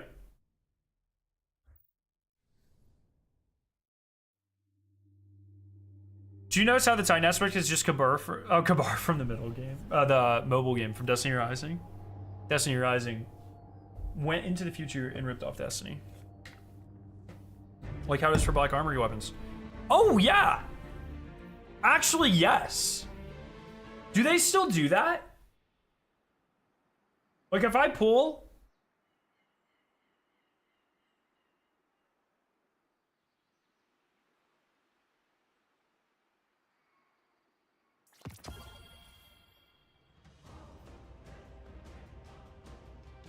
Eruption. Oh, damn. That sucks that they removed it. Yeah, literally, exactly. That used to be the perfect example of exactly what I'm talking about. Once again, I don't know how much work that is or whatever. I literally have no idea, but way cooler.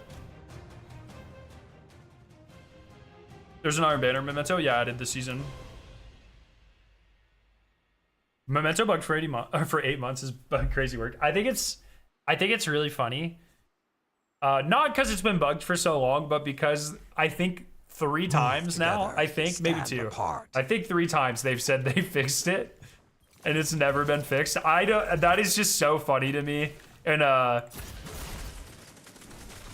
it's so crazy because it's easily the worst memento in the entire game, not even close. But it's part of the hardest raid, the most tedious raid. So even if they fix it at this point, for real, how many people are like legitimately going to go back and get a bad memento from a raid where you're gonna have trouble finding like a good group to do it? Because you have to do it on master or don't die on a regular. It's gonna be pretty fucking rare, man. So I think that is very funny. Oh my god, sorry. I should have had some caffeine before this stream, clearly.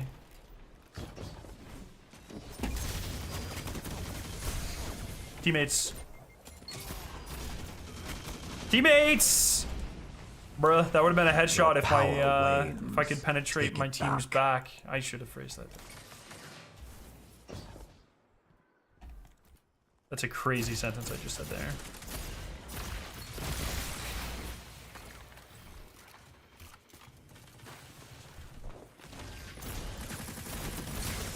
Oh my god, I'm dead. Now. Why is it broken? You just haven't, even if you meet the requirements, you haven't been able to pick it up ever since it was released.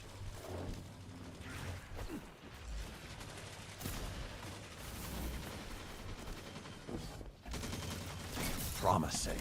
The fire is out. Stoke new flames.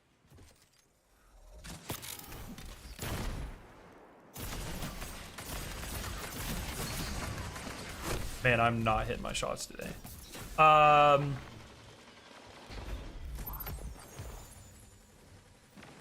strength of the pack.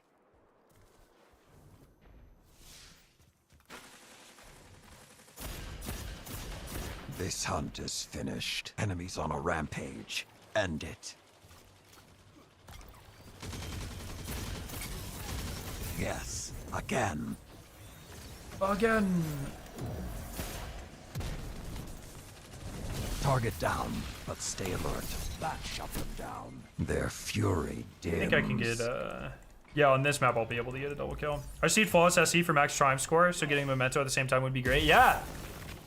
The nice thing with that, though, like, at least you know that's not going anywhere. Like, you have until the end of Destiny 2 to get that triumph done, so... 5 minutes left. It's not like, tactics so far. you know, a seasonal one or whatever. I am super worried at this point that they are not going to fix the episode Echoes triumph, which would be quite devastating. I'm not gonna lie. Like, it's at the end of the day, I've talked about this. Like, going forward, my definition of max triumph score is just gonna be like max attainable, legitly, you know, if there's not a bug or whatever. But it's pretty tragic that 10 years, well, I guess 7, 8 years into this game of having max triumph score, that work might be undone for so many people, so, you know, so many dozens of people because of a bug. Yes. You know, and that's pretty tragic when I think you will be hard pressed to find a more dedicated subset of the game than maximum triumph score people. Because in order to have maximum triumph score, you quite literally have to have played so fucking much of this game and everything it has to offer. Just the start. It's pretty tragic to let that fall by the wayside, but it looks like that might actually happen, so.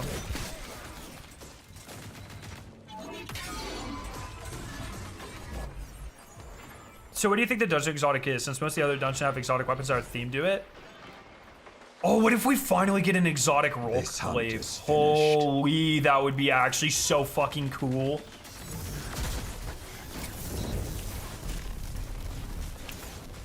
Oh, that's my new copium. We get a true exotic roll glaive. Oh no. I just need a double kill, man. I'm just waiting until I see 2 people. The strength of the pack. What's the one that's bugged? The triumph to get weapon kills with episode of Echoes guns just randomly disappeared like 2 weeks into the season. There we go. And like literally 2 weeks, not even into the season, into the final shape. That shut them down. Their fury dims. Keep the pressure on. So like the season had barely even started. Or it wasn't even 2 weeks, it was like 3 days. So like 5 people completed it. And it's just gone. It's just been gone. They've never brought it back. DMG has acknowledged it. I don't think it's ever been formally acknowledged on the Bungie forums or in a TWAB. Upon you. It's just gone. Good counter. Now hit them again. You starved them out. Promising. All right, so that's that Pathfinder. And so this is just what I've been doing for XP. You're a shining example, Guardian. The Legionaries are I wish I cheering could get your these. name. It's 12,000 XP I'm leaving on the table here, but go ahead, restart, run it back, and then I kind of just look for what sort of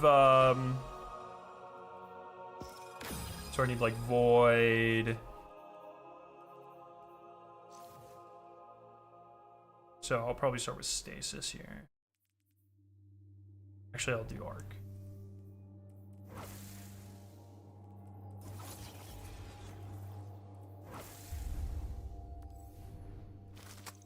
Did I see what tweet?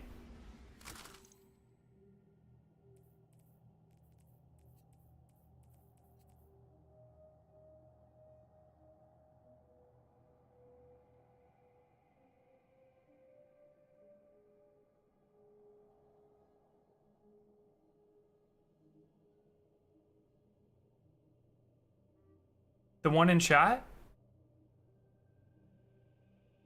There's no tweet in chat. You guys can't, you guys aren't allowed to post links.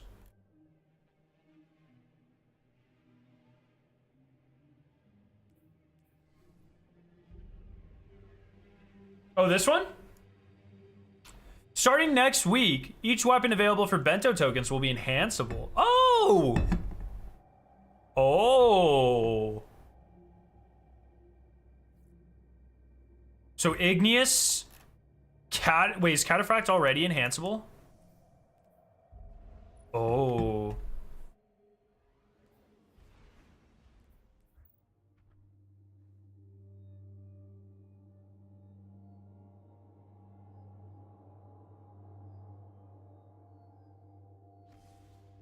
Where's my... does this have double perks on it? Where the fuck is my regular Cataphract? Oh, there it is.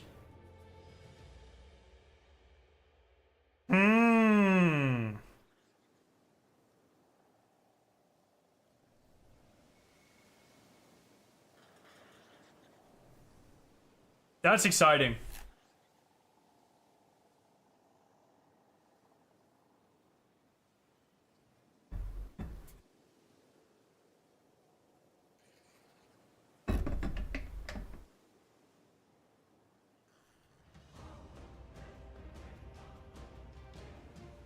Eruption. They gotta have someone working on it, right? It might take a year or whatever, but I can't imagine they won't fix the score. No, well, the problem is, Sweeney, is Echoes will probably be sunset with Frontiers. And, you know, they just saw biggest departments impacted. One of the biggest departments impacted at Bungie was QA. And it's probably a very low priority fix. So it's like they have 3 and a half, 4 months, or somewhere between 3 and 5 months to fix it. Of prowess. And it is not, I don't think it's unrealistic to say they probably won't fix it.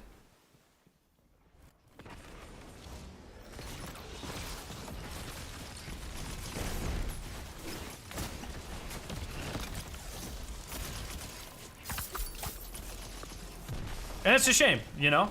We'll see. Like, I'll come to my own copium terms if they don't fix it, and, you know, it'll be fine, I'll get over it, but it's just kind of... It would just kind of suck that, like, literally the demonstration of the most dedication to the franchise will be potentially undermined by a very dumb bug. Very small, dumb bug. So... Oh, shit.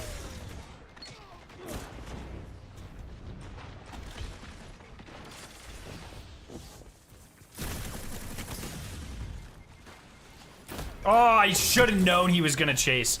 I like realized it like a second late. I should have dropped down and stayed and crouched.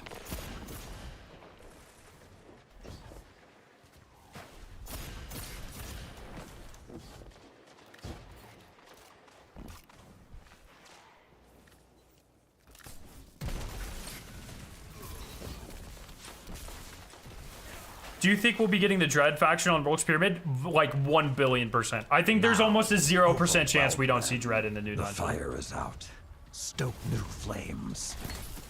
Promising.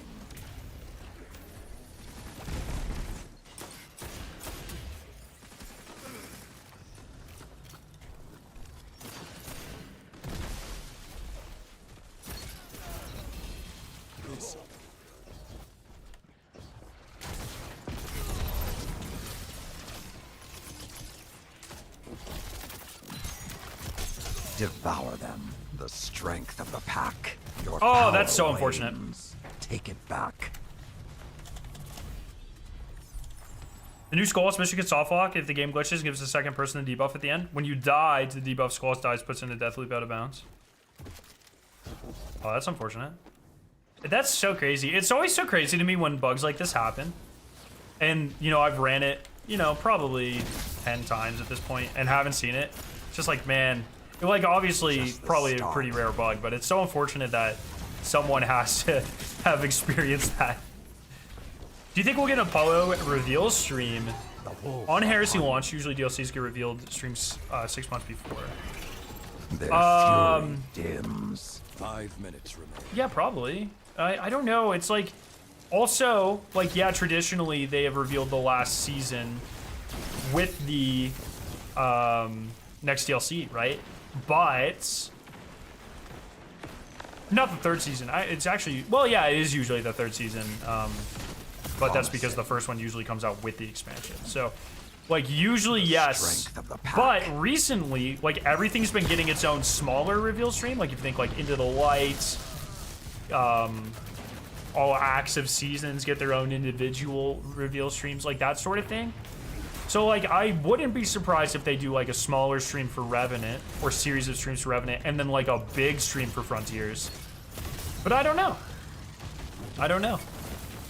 It also kind of depends if they're going for pre-orders for Frontiers as well. Just the start.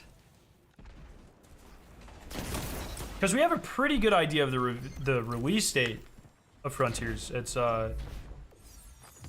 whatever 18 weeks from February 4th is. Was that, like, June 7th or something? Like, somewhere in there. June 13th? Like, whatever that is. Can someone do that math? 18 weeks from February 4th is more than likely when Frontiers is launching.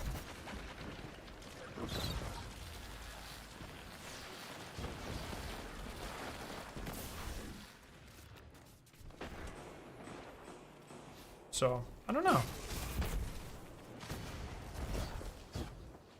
10th of June, thank you. The ship you get off for Skullhouse is pretty sick. Yeah, I like it. I like it a lot. I think it shades very incredibly well.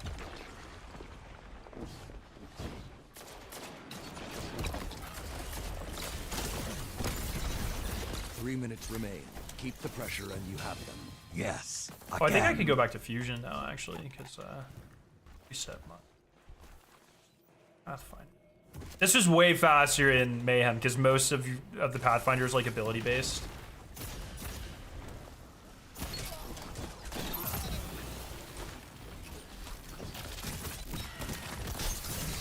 No. Oh Jesus.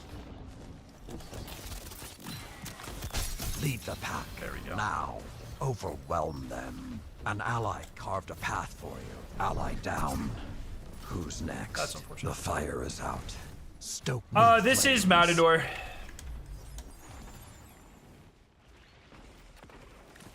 Have you ever played the Uncharted games? No, I never owned a PlayStation. Like, we had like a PlayStation 3 when I was a kid, but I never really played it. Still faster in Gambit, yeah, but I can't farm Kramil's dagger in Gambit. This hunt is finished. You know what I mean? I've been really... It's so weird. I have always hated Thorn. Like, every meta with Thorn, I've always hated it because I thought it kicked really weirdly. And I don't know if they fixed something or what, but I just, like, got fed up with, like, consistent 3 taps from a 140. Like, leaving... Like, even a slight range, like, leaves enemies... Oh, fuck. Like, one shot. And so I was like, fuck it, I'll try Thorn again. And I have been really vibing with it recently. Oh, I'm gonna die. It feels incredibly good.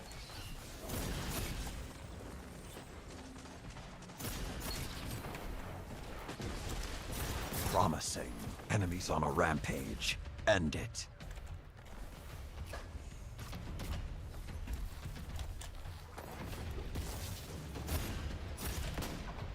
One minute. Victory is within your grasp. Fight. Got a stability buff? Well, it's really good. I guess they got the catalyst too. Their fury dims. Don't let up till it's over.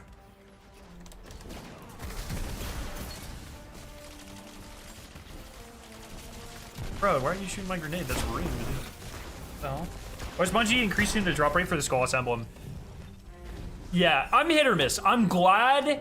Look, in an ideal world, for me personally, they would not have increased the drop rates. That's also coming from someone who got in 3 runs. So, in terms of Destiny, I'm coming from a very privileged position, Yes, which is lucky. Again, So, I guess I don't have the most, but I have ran it significantly more times than that to help my friends get theirs.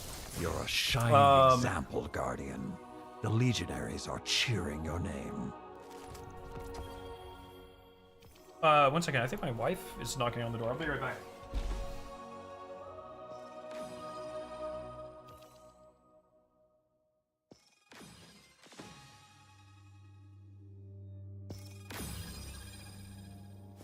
Okay. Usually say hello when you're home.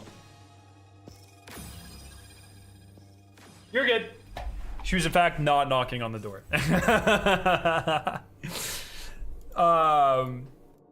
So I would have preferred them stand their ground on the drop rates as well, personally. But at least they're not making it guaranteed. I think I've been pretty outspoken that the biggest issue, like I think there's been a lot of genuinely good content this season. But the biggest issue in terms of replayability is the consistent lack of a pursuit, whether that's a weapon to farm because all the weapons are kind of bad, or like a cosmetic to farm because they just didn't exist until now, that sort of thing. And this season has literally had no grindy pursuits like at all, except for 50 fucking wave onslaught, 50 dinks or whatever. I don't want to talk about that. And so I'm glad that they finally added something, and I'm glad that they're partially standing their ground. Hey, Kitty. What a brat. No, I meant you, yeah.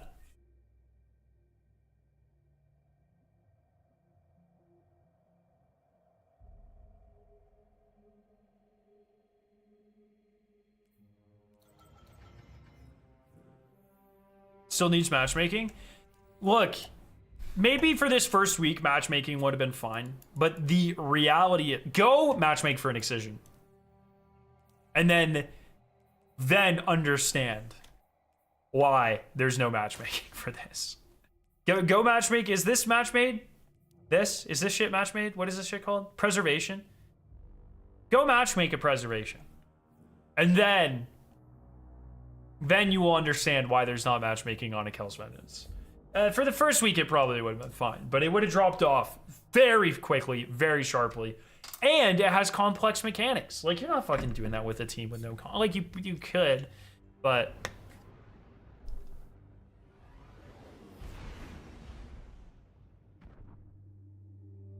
it makes sense. Because if they add matchmaking and you can't find a team, then every fucking Twitter post and Reddit post is gonna be dead game. I can't even find a fire team to do Kel's Vengeance with. And someone's gonna post that 3/4 of the way through next season.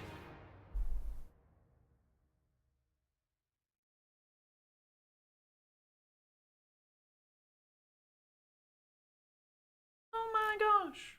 Destiny's dead. I can't find a Kel's Vengeance fire team.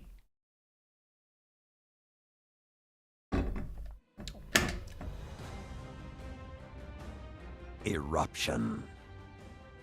They made fire team for a reason, just to use it. Yeah. But it's fun. I don't know. Maybe Kel's Vengeance help stream would be fun. Maybe I'll see if ATP is doing anything. And we just fucking shuttle people through. Because I think you could fucking bust them out. Now that I know the infinite damage phase strat, or close to it, just say, hey, rando, stand up on this thing and shoot the red balls with Cerberus. Together. Stand apart. Then it's fucking over. Then you're good. Oh, did I check?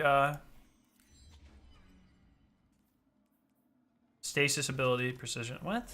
It must be fire team based. Multi kills with your super ability. Yeah, literally exactly. Rando, we're gonna give you Kovacs training for free. All you need is Cerberus. Oh shit! That is so tragic. You can bubble the boss. It's easy one phase. Everyone does damage. Yeah. Yeah. Can you can you one phase with 2 people easily doing that? I'm trying to limit the need for a random chatter to have like they don't need to have thumbs. That's how I try to approach these situations.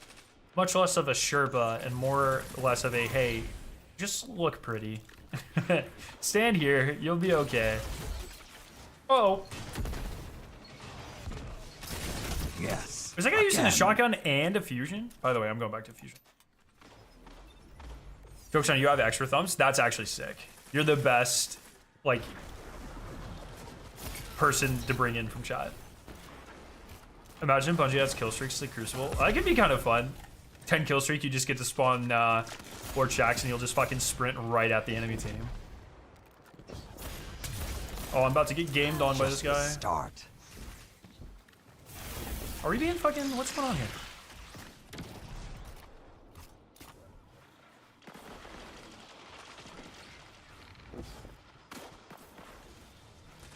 Oh, oh, I tried to slide and I crouched right in the sniper lane. Be ravenous. Yep.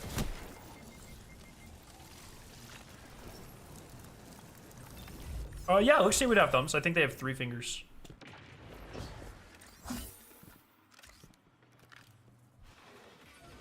The fire is out. Stoke new flames.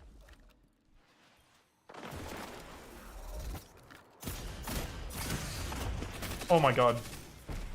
That guy and I are both really bad. We missed like 4 shots. It's pretty good. Sometimes, you know, like when you get in those gunfights and you're both just fucking... I've had bad ones where we both miss like entire magazines and we reload and then we fucking miss even more shots. And then it's just like...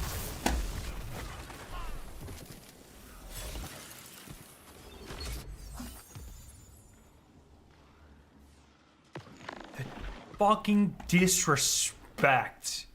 That's crazy, 5 dude. minutes left. Sound tactics so far.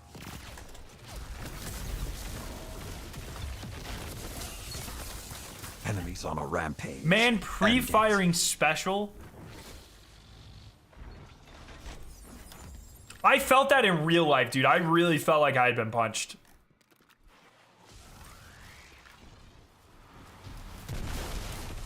Their fury dims. 2 down. Keep it up.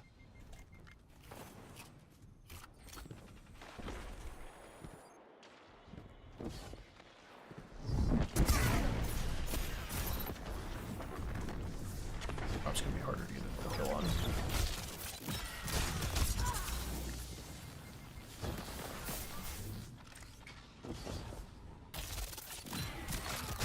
Oh, pre-fire. The strength of the pack. The fire is out.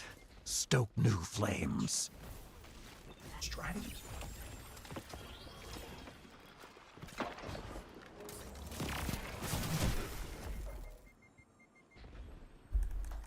Say that second season Secret Level as a Destiny episode. What's your ideal episode look like? Oh, Jesus. If it's a one-off episode, I just want it to be like a fire team doing a raid or something. Or like a campaign. But... because I feel like the best stories in Destiny, you could not do justice in one episode. Ally down. Who's next? I also didn't watch Secret Level, so I don't really know what Your the power structure of the episodes wanes. were. Take it back. Yeah,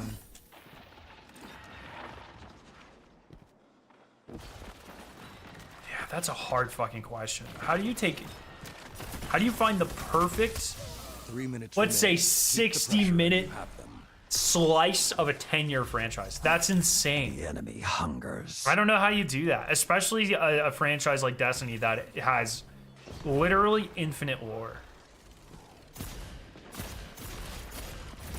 You'd probably have to do like a Cade adventure, right? Super recognizable, like a Cade or a Shaxx adventure. A brief reprieve. Someone The super, enemy hungers. like Cade hunts for Gallowhorn or something. You know what I mean?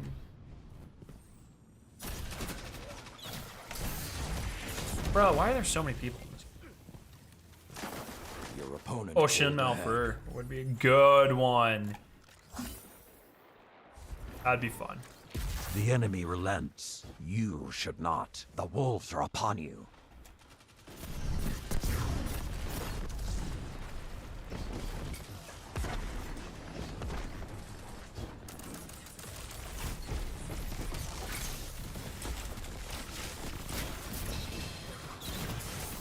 Oh. Yo, Scooter, what's up?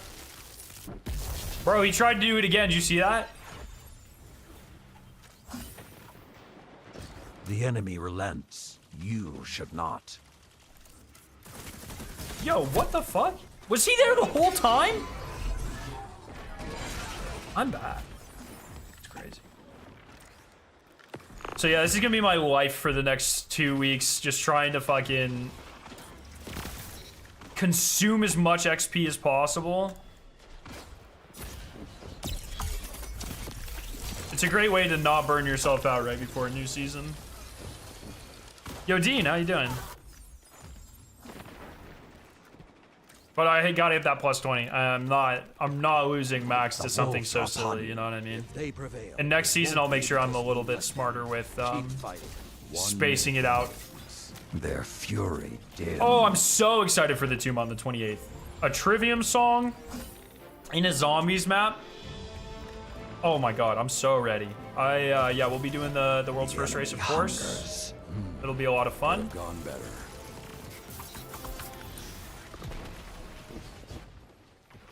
I low-key think that there's a pretty Work up good an appetite for victory.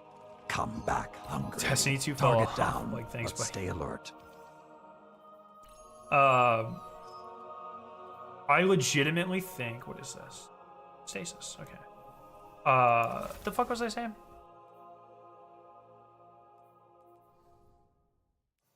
Oh, I think there's a good chance that a number of max triumph score people lose it this season because they don't realize that the XP requirements increased so drastically. And that coupled with the fact that Act 3 is 4 weeks instead of 6 weeks, I think it's going to catch a lot of people off guard. And sentiment's at an all-time low. So I think before Final Shape, there's like 80, 90 people left with max triumph score. I bet it crashes after this season.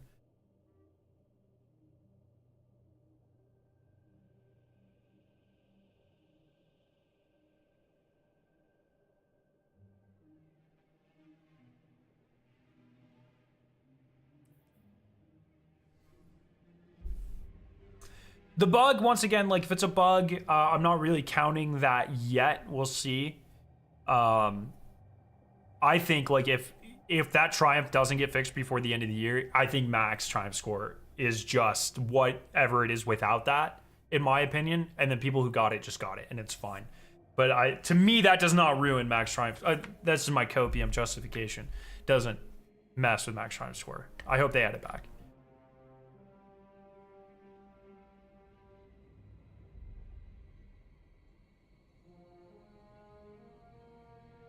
Yeah, Scuda, I'm interested in that. Is there gonna be a raise in light level? Probably, but I don't know. I don't think they've talked about it.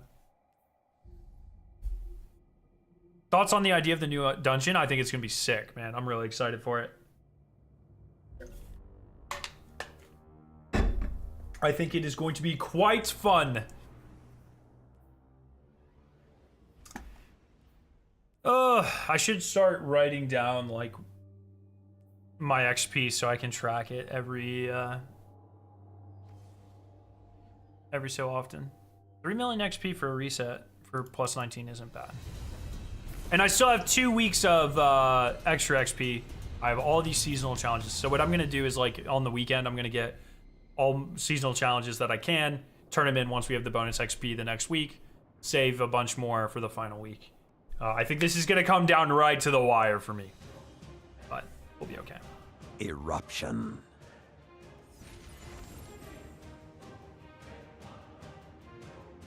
Although maybe I should try to finish it next week, so I can play zombies the week after. I didn't even think about that. Shit. Yeah, I really gotta finish it next week. This weekend I'm fucking hard stacking Iron Banner. I'm farming bounties on the moon. I'm going for it. I'm curious about enemy type because I would like to see a full Dread dungeon, but I would love to see a dual dungeon. Your life Vex is and a Dread. flame, I guardians. don't Feed think the the Vex are going to fire. be in the Throne World. I think it will definitely, at least in my opinion, I would wager it'll be taken in Dread. Maybe Scorn in Dread.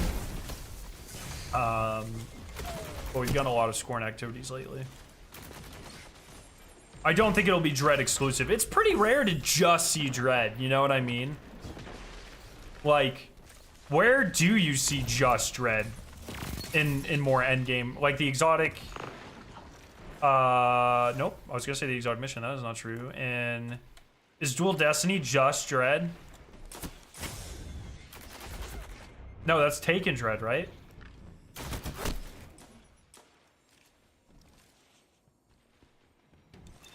In Contest of Elders in the Dread room, I think it's just dread.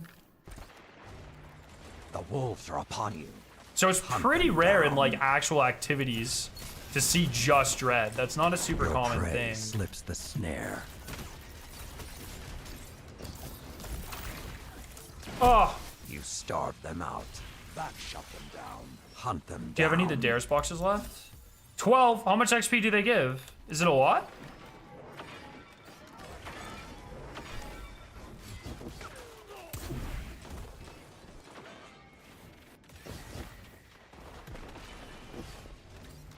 The fire is out. Stoke new flames. More. Yo, what the Hunt them fuck? down.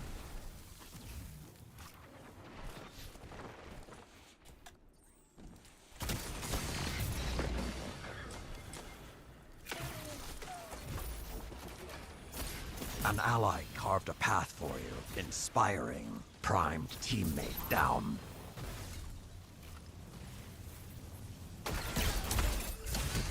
Oh, how did is I at an miss that? That's tragic. I should have went for the first guy first. I was hoping to fire get the is guys in the out. back and then hit the guy in the Stoke new front, but flames. I guess damage fall if I should have really focused the guy on the front first. Damn it. That's so tragic. How come you're not using shared wisdom? Wait, that's like having a fire team member, right? Is that what you mean? Or is there something I'm missing here?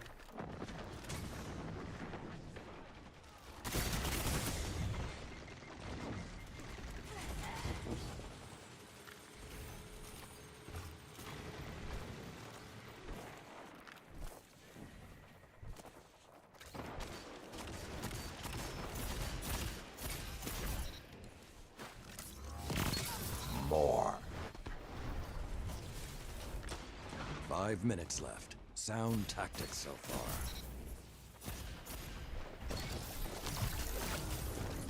Oh, I don't have any fucking special. Jesus.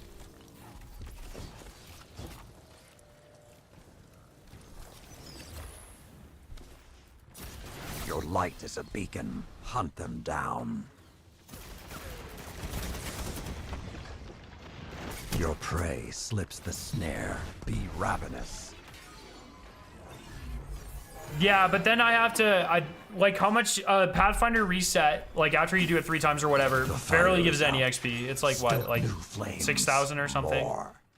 And then I would have to do that every time I reset a Pathfinder. Like, it just seems like a lot of extra work for Hunt them down. 10% extra XP. How much is it? I know it kind of adds up, but I don't know. It just seems like a lot of downtime. Do you have any PvP weapon recommendations for primarily The PvE fire players? is out. I Stoke really new vibe flames. with Igneous Hammer. I think it's super easy to use. Keep the pressure on. It's almost over. Before I do this next reset on Pathfinder, I'll That's it. You won.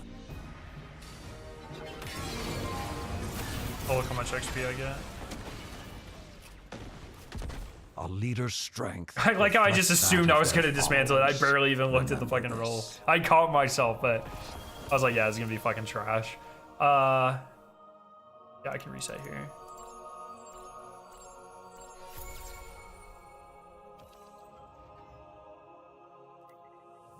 Also want to know your thoughts on the arc changes. I'm very excited. I think there's going to be some cool build crafting. I expect it to be kind of busted and there to be an arc artifact. All right. 48605. 48605. 48605. 48605. 48605. GG.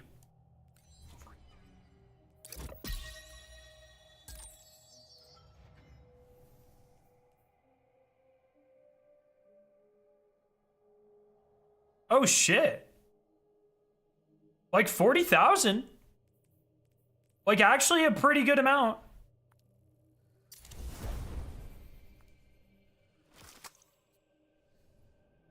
So yeah, if I join on someone for that, it's an extra like daily bounty. It's not bad. Maybe I should. That might be a good shout.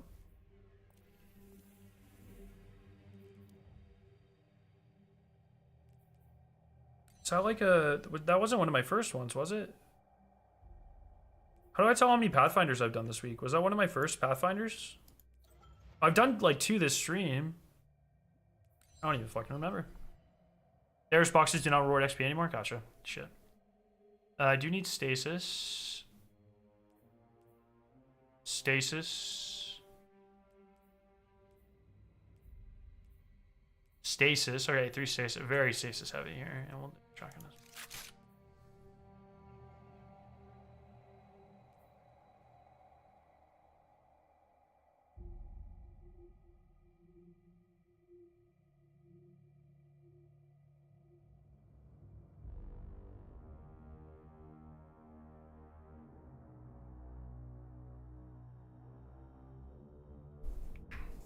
The XP reset is dependent on how many nodes you finish and claim. Oh!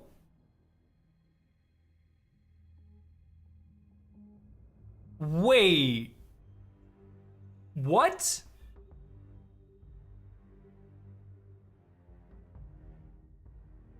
Is that true?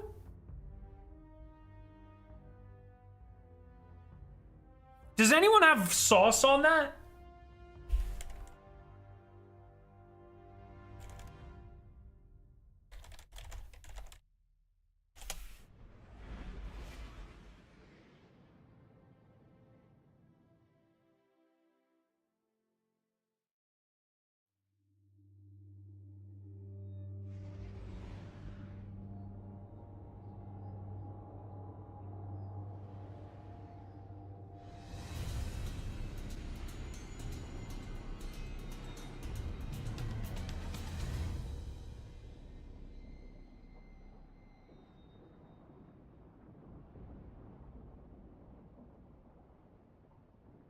I think it's from your only from your first 3 completions do you get 40,000.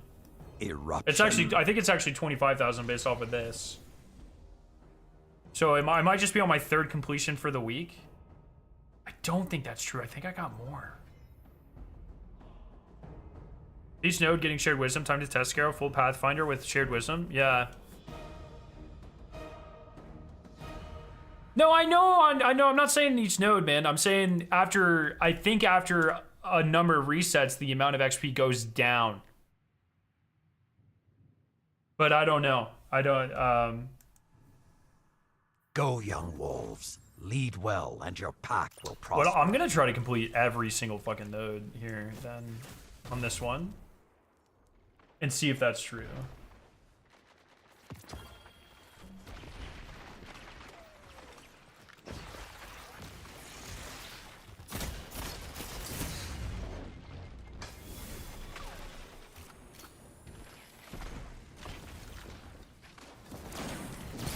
Two down. Keep it up. Bro, what the fuck? Why? What the hell? How did I just get suppressed twice? What the fuck was that?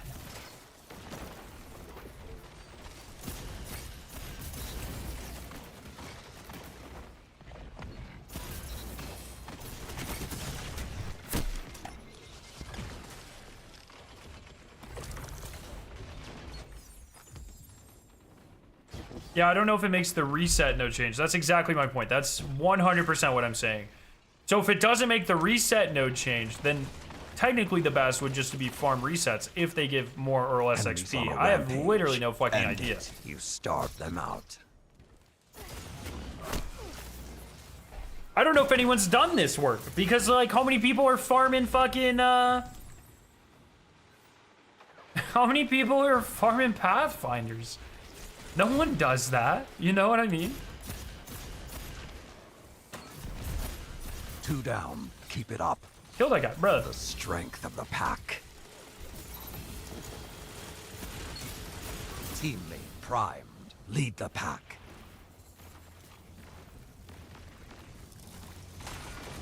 One falls, another must rise.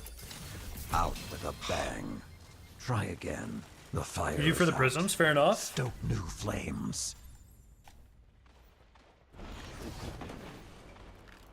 be ravenous.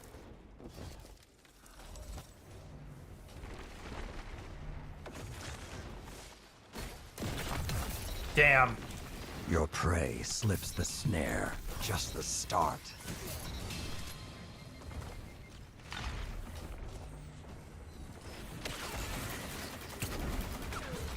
Bruh. Got my way. The strength of the pack. Devour them. Oh god, I'm erupting. That is insane. Oh yes, in a game mode where I need to sprint over to my enemy spawn, I'm so glad there was a random thing that slows me.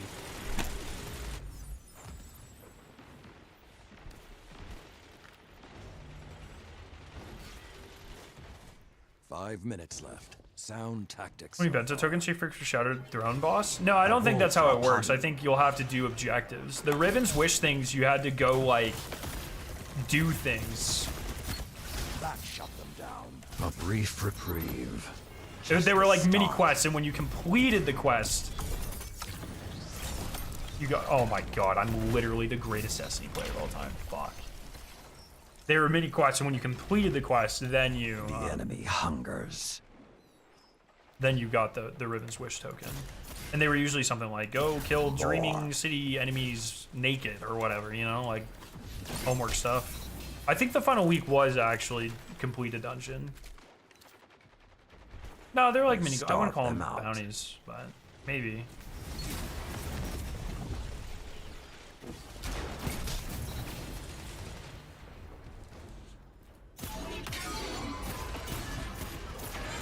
You burn bright.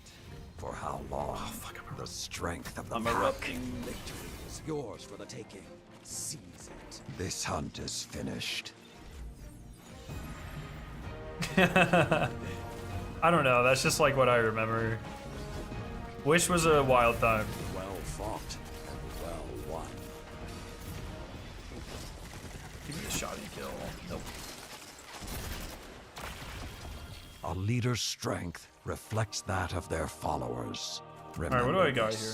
What's going on?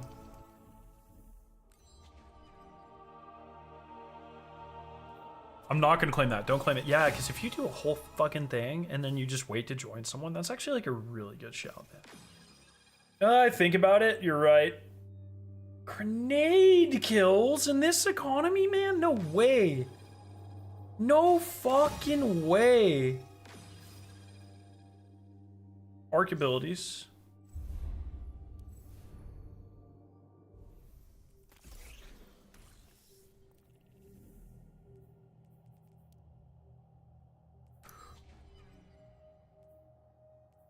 After I get these stasis ones. I got 4 melee final boss. That game, what?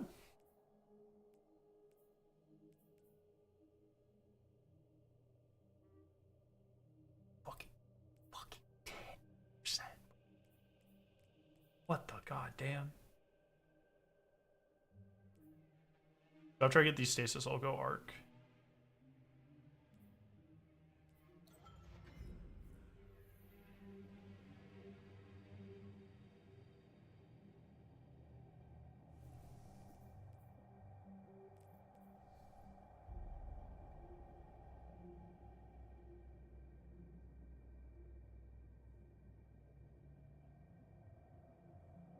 Whew. I'm excited for the dungeon, though. I'm kind of hoping with the reduced player population, it'll be easier to get worlds first.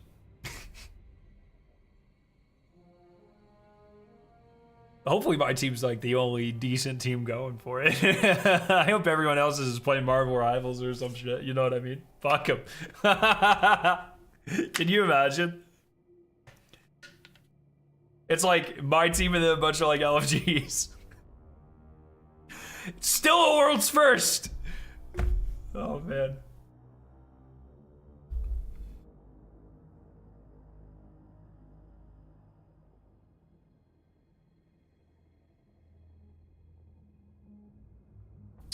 Donate 177 to Game to Give, but since they moved to Tiltify, it's on the not on the new Tiltify account we've had to make. Think it's worth donating 83 to get the 250 lifetime emblem. Bungie can mess up, you know. So the Tiltify integration, that's actually not Bungie. That's through the API of Tiltify. There's a form you can fill out, or if you send them an email, maybe, I forget. But I think there's a form you fill out, because everyone had to do this, that will take your data from the Bungie, the donor drive site they used to use, and go over to Tiltify. It took mine a long time to go through, but it went through. There was originally emails. If you didn't do the email, there is a form you can fill out.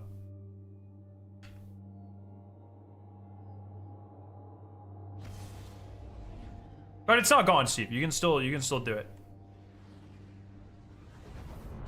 No one who plays on PC got anything legitimately. It's literally not the same game as on console. What the fuck does that mean? We didn't get it legitimately? Have you ever just thought of like fucking get good? Maybe you got things illegitimately because you made it artificially harder by playing on controller. What the fuck does that mean?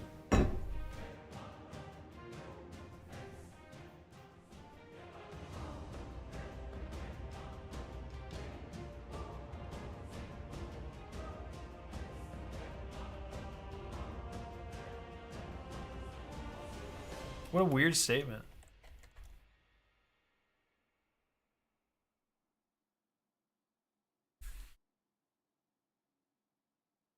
Professional hockey players did not do anything legitimately because most of them were born genetic freaks who could get in shape easier than me. What? Are you stupid enough to deny there's advantages on playing PC versus console? Go ahead, deny it. No, I'm not. Well, I actually don't think it's PC. I think it's specifically mouse and keyboard versus controller. I think has much greater advantages than PC versus console. So let's get that clear.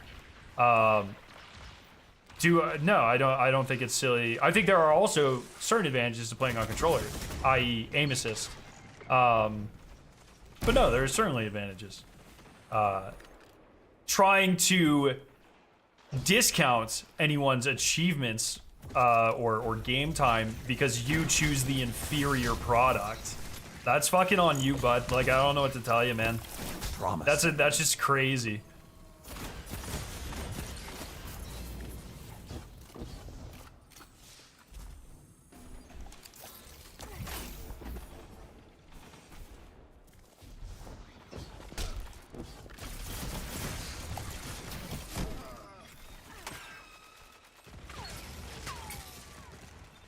Not gonna lie, since moving controller to mouse and keyboard sniping so hard I don't bother. Yeah, I mean, real, there are genuine benefits to controller. I would say in general, especially in PvE, mouse and keyboard does have the advantage of being able to look around quicker, which helps with like mechanics and stuff.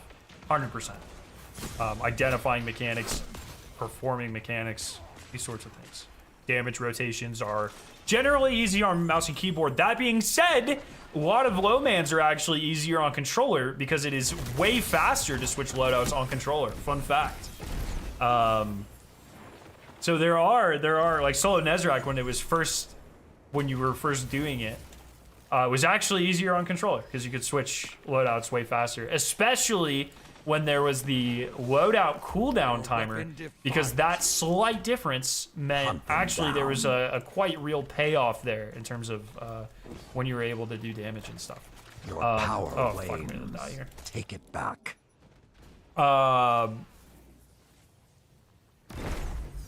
But once again, choosing, regardless of you know, whatever, you know, there are many reasons people choose to play on console. It's simpler, right? Like, you don't have to worry about any of the headache of a PC. That's perfectly fine. But when you make that and it's cheaper, it is much cheaper and ready to go to buy an Xbox or a PC or a PlayStation. I will acknowledge that all day long. The fire is but out. when you make that Stoke purchase, new flames. you're an adult. Based off of your fucking profile picture, you're like 80 years old. When you buy that product, you are making a conscious decision, knowing that controller in many aspects is inferior to mouse and keyboard. You are making that conscious decision to do that. So then, taking your decision based off of very public information and common knowledge, and then trying to discount what other people have Enemies done on a rampage. during their time playing a fucking video game, by the way, is crazy. That's absurd.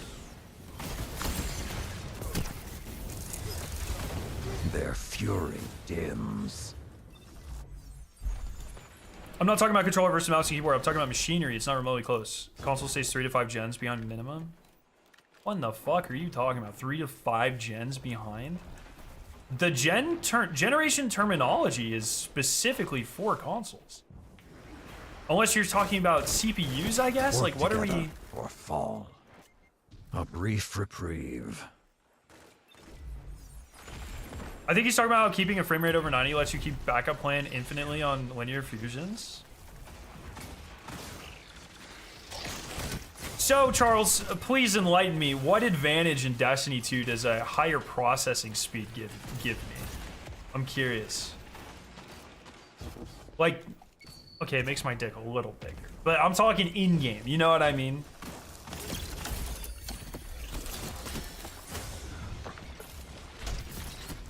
Just the start. Yeah, he's got to be trolling. For sure.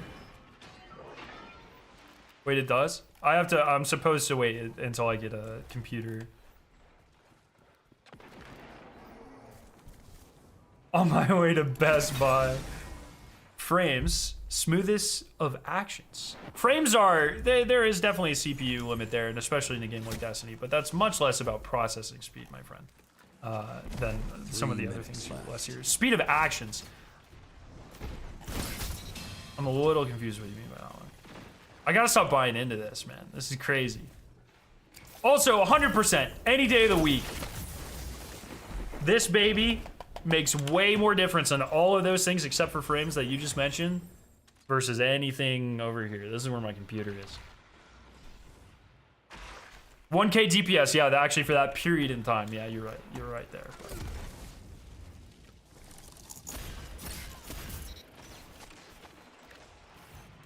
Only marathon testers get that secret bonus. That's exactly right, my friend. Yes, again. To an imaginary PC. Look, it makes my arm blue. See that? See that? That's my PC. My fishbowl.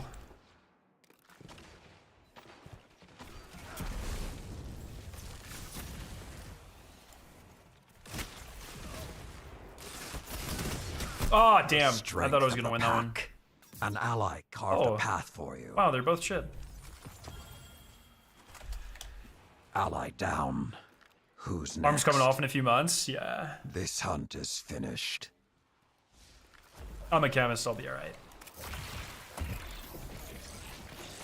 Make your enemies pay.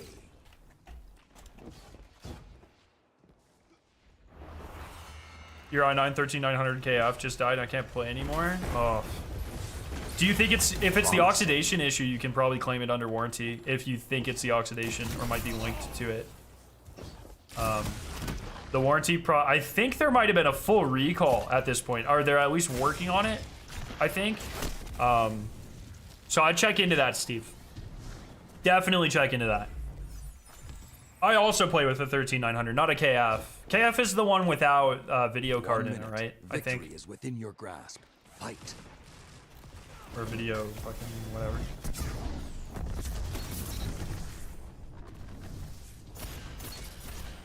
How are you? What?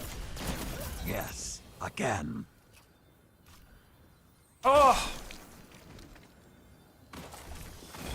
Yo, what's up, Crispy? Practicing guitar right now? Nice. Anything fun? PC haters will mob when we get particle deconstruction back, so true. 30 seconds. Might be Stay next on. season, man. Annie?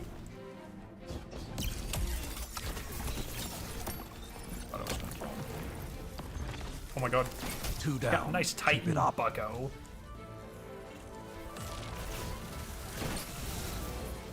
Guardian, crush them.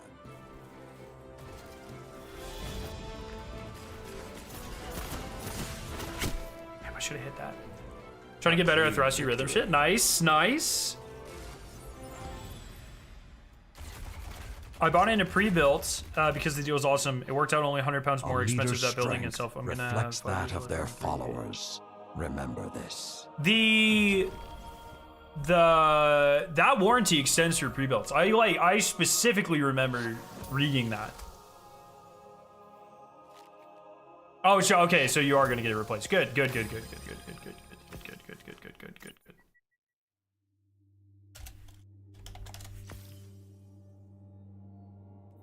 Good. New exotic prediction. The only thing I have is a Dreg's prom, or I have unbelievable brain rot, dude. My ass almost just said Dreg's promise. The only thing I can come up with is a Rolk's Glaive exotic. I think that's gotta be it. I think like an exotic version of what's it called? But I don't know, man. Maybe not.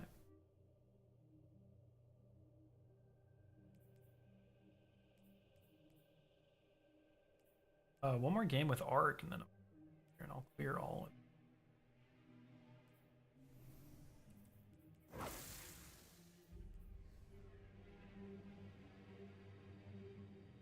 I was so bored on Destiny the other day, I started making predictions to my friends about the next season pass, random catalyst artifacts, subclass mods, and particle deconstruction. I bet it'll be Arc Void Fusion next season.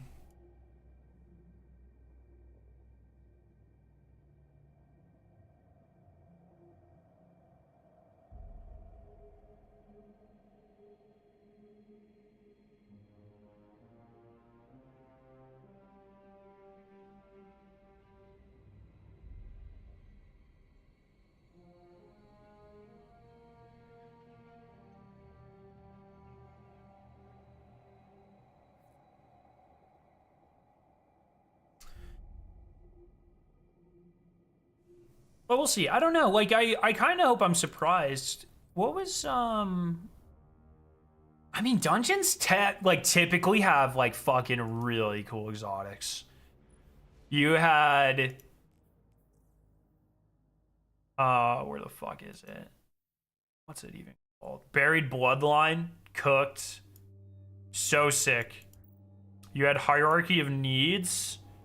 Not the most useful thing in the world, but sick. You had Navigator.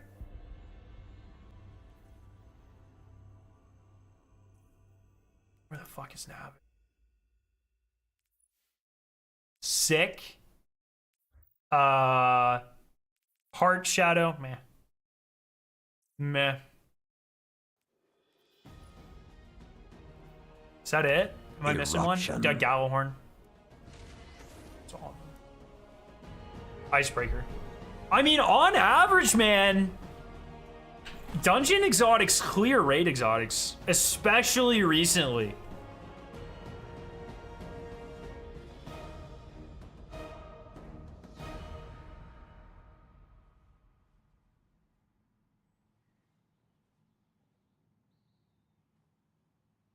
Imagine if Blueberry's Rune could shoot Rolk beams. I want an exotic that does that. That'd be so sick.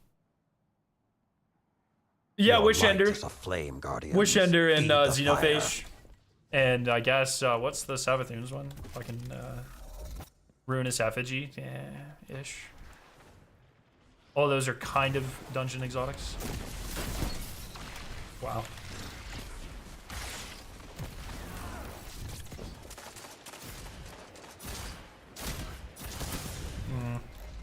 He's gonna push me. Oh, come on! If Raid was to come out tomorrow, what team comp would you want ideally? Subclass included. 3 stasis, 3 prismatics less well locks for sure. Tomorrow, so before the consecration changes, probably 2.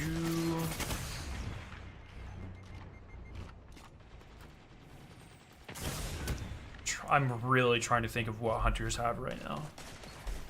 I guess Tether's pretty nice for the debuff.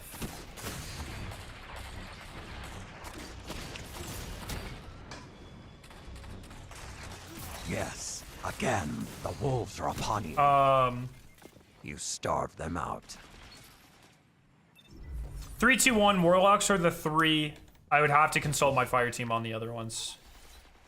on the 2-1. Probably 2, if it came out tomorrow, probably 2 Titans, 1 Hunter. But the ability to switch depending Enemies on a on rampage. how far End away it. the boss is. It's probably my answer right now. Which of you is I think the Warlocks prey? are still just so... the prismatic ad control is just fucked.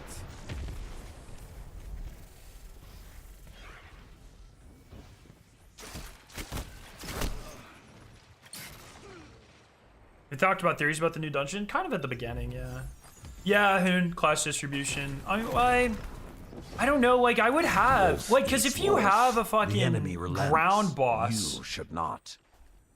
right there, like, honestly, it's contest, so you're gonna want some ad clear, but you can stack fucking Titans nowadays, right? And it would be fine. Like, good at, like, if we're talking tomorrow comes out, you could really cram some Titans in there. 2 Logs, 1 Titan. We're talking raid. I agree for dungeon, 2 Logs, 1 Titan. I completely agree. The question was, if a raid were to come out tomorrow, what would you do? And I think I'm going 3-2-1, 3 Warlocks, 2 Titans, down. 1 Hunter, Keep it up. with the understanding that 5 minutes you remaining. might have to switch off the Titan depending on how far the boss is. The thing is like, I don't know, I haven't, because there hasn't been like any hardcore, I don't know the current best damage rotations, unless it's just fucking GLs, you know what I mean? And if it's just GLs, then it doesn't matter. But I don't know if there's any like weird class-specific still hunt type thing, you know? Off the top of my head. So it's a hard question to answer with that.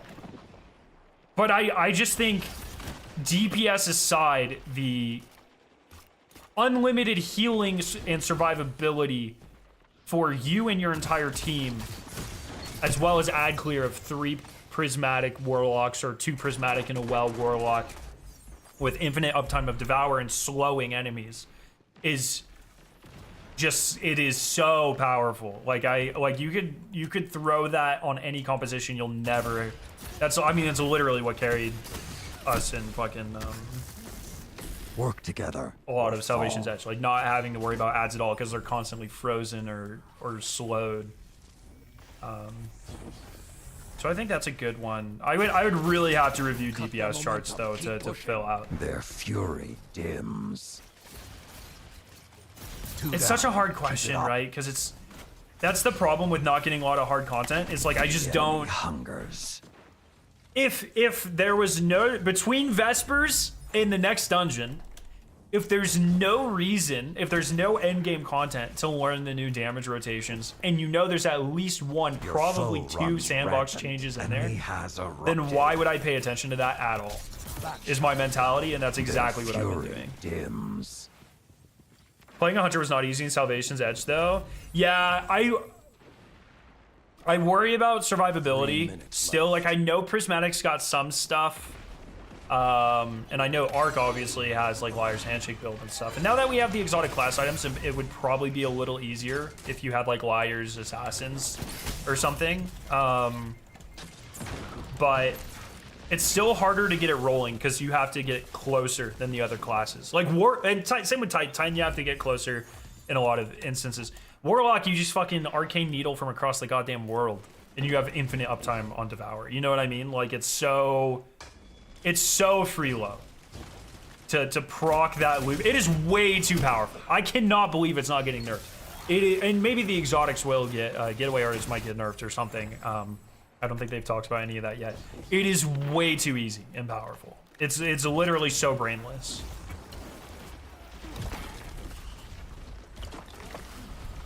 So Hunters are a good switch, even though like even when I loaded into ATP's team and they were like, hey, the strat's six Hunters, switch. And even though we were just using them for DPS, survival was quite difficult in a lot of, especially with the attendants and the subjugators. I'm gonna die here. Damn. Now, Overwhelm them.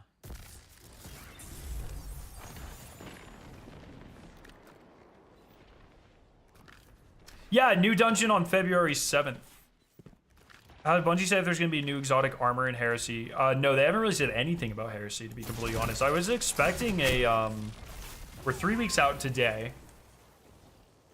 Yeah, I was expecting a reveal trailer announcement. Like, hey, we're going to have a stream in 2 weeks or whatever. I thought they were going to say that. It's almost over. If we don't get an announcement of a stream next week, they might shadow drop it.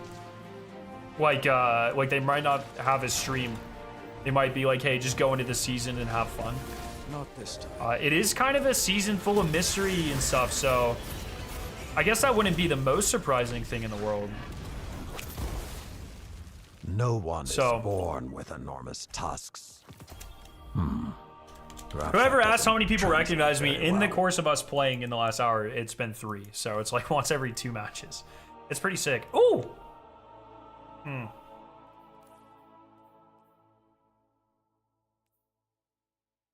I think, do you technically want Wolfie Boy here?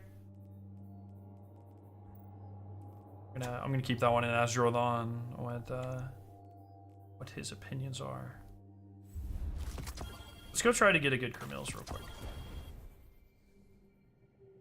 I want some news on next DLC's Behemoth or Apollo or whatever it's called. Apollo's first, but yeah, I really hope there's a new enemy type. Look, man. We have this conversation so much on this channel, and it becomes more important every single fucking time we talk about it, okay? Bungie is working with the smallest team on Destiny that they have had in years, okay? This team underwent major content reshuffling very recently, you know, when these layoffs happened and the plans for this whole post thing changed. Do not expect anything more than Warmind. You know what I mean? Do not. If you think we are getting a fucking new enemy type, you are setting yourself up for more disappointment than my mother felt when I was born. All done. It's not happening. Banner has come, whether you And that's not the fault of any devs. That is just the reality may this of in your quest. of what's happening. Now, if we fucking somehow, goddamn it, even when Bungie was the largest it ever was, and it was pumping out more content than fucking God, it still took us 10 years to get a new enemy type. Okay, I guess it was 5. Scoring the Dread. It was a significant amount of time. That shit is not happening. Okay, I need everyone to understand this right now. You are your own biggest enemy when it comes to expectations. It's very important to understand.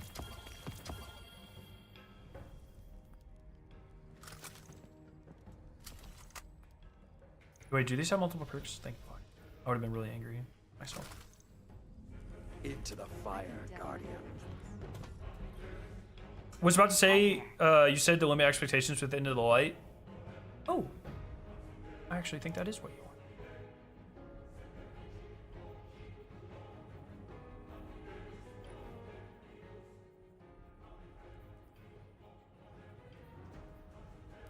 Oh, fuck. Oh, hell, bro. Oh, didn't mean to click that. That's a fucking juicer. No, did they just tweet out?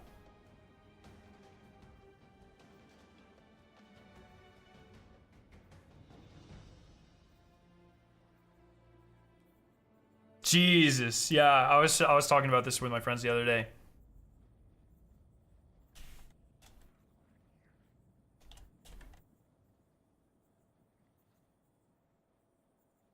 That is fucking magnificent, bro.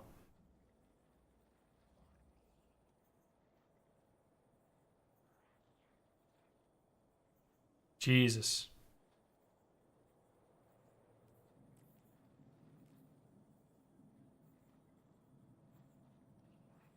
That's a fucking juicer. I want to go check this out.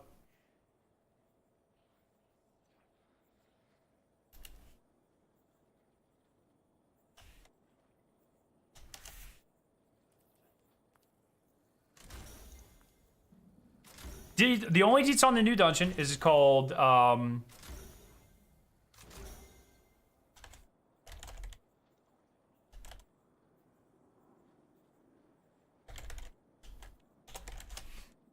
fucking, what was I saying? You probably want the range one on this, right? Range.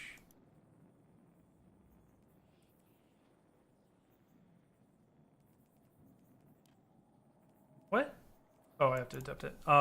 Sundered Doctrine. Sundered Doctrine comes out on February 7th. Sorry, I was texting my friend that I got this roll because it's fucking juiced. My bad. My brain kind of went off there. God, I really dislike that Memento. I feel so bad that I dislike that Memento so much, but I do really dislike that Memento. Oh, I did. Bye. Yeah, damage fall off, and if someone's in like a rift or has a void overshield or something. This is all right. I don't really like stability masterwork on it. I need to know what the perfect 5 out of 5 for that is. I'm gonna join on someone random. What's Joe doing? What's Sith doing?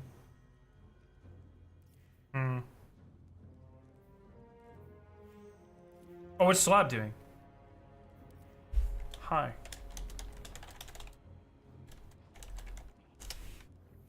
Yeah, that fucking oh yeah, I'm gonna have the emblem you're talking about, Covalence. I'm very excited for those.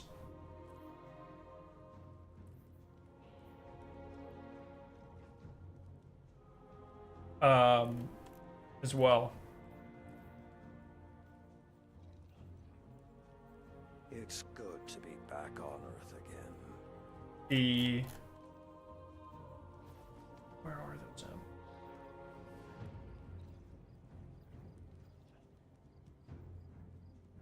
Here we go. I'm excited for these. So these are cool. I love that these are coming back. People are gonna love them. This emblem is heat. That Sparrow is cool. I wish it was a skimmer, but it's cool. This shader's heat. This emote's really good. Total lifetime donor awards. Heat. Heat.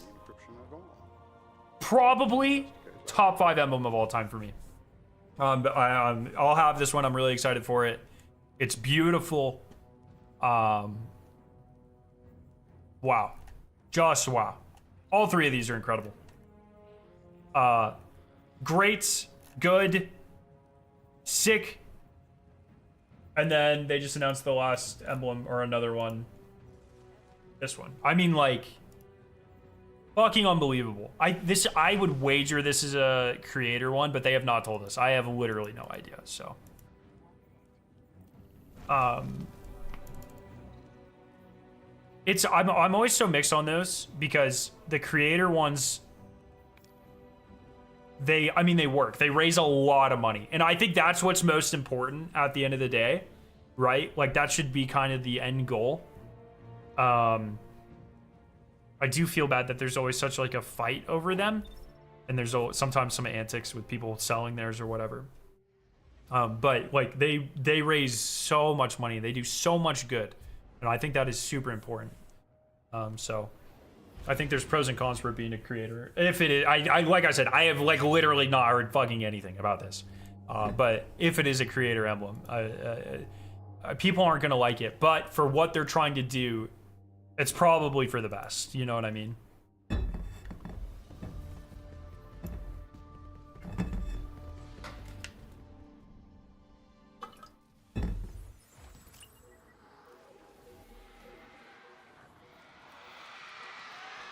All right, how much XP am I gonna get from this? 1930. Okay. Oh, what's up, Chili? 1930. We're gonna go here. Oh, I didn't even fucking finish it.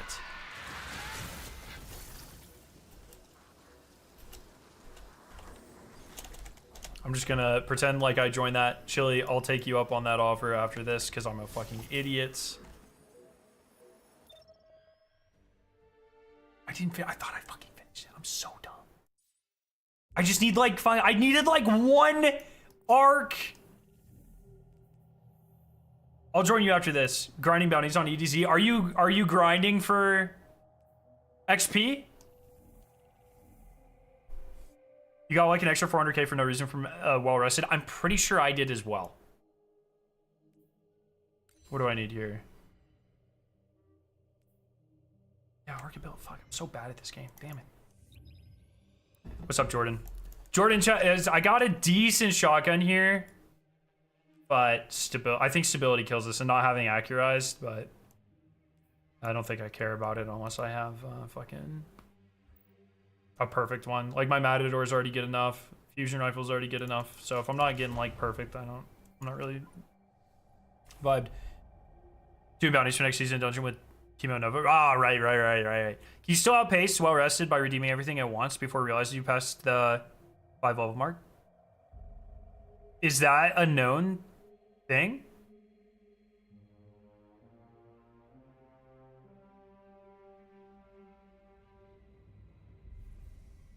Bro, my ass, if that's true, I'm gonna hunt down that fucking... I'm gonna hunt down that video, and I'm gonna get every fucking thing, and I'm gonna get 1 billion XP next reset. I'm gonna let Hoon test it first, and then I'm gonna get 1 billion XP next reset.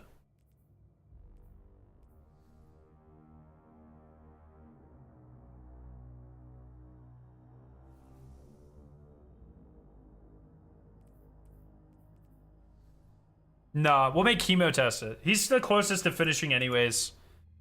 Tell Chemo it'll definitely work, but ask him to record before and after XP values. This will definitely work, man. I did it and it fucking worked for me. You should try it, but record it and send it to me. Don't worry about it.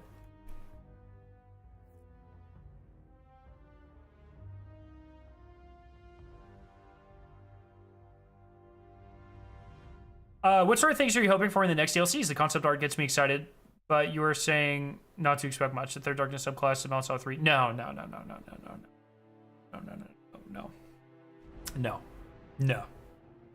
No new subclass. No new enemy type. I think a big focus of Frontiers will be a huge refresh to the core game. So they've already told us about the portal system, armor 10.0, weapons 10.0 with the tier system or whatever. Out of solar system, new types, creative activities, things like that. How we interact with the core loop of the game, I think will be a major part of Apollo. I think more of the same is exactly what they don't want to do. A new subclass, while eventually I think is a good idea to add to the franchise, it's not what the game needs right now. New enemy type, it's just more of the same. They need to change what Destiny is at some level.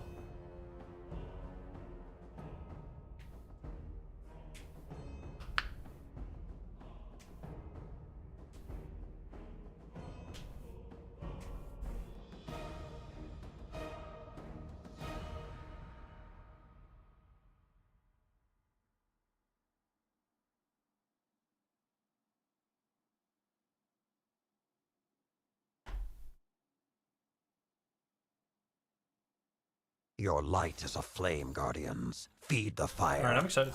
Hopefully this thing's good. Jordan does nothing but rave about how good this fucking hand cannon is, so.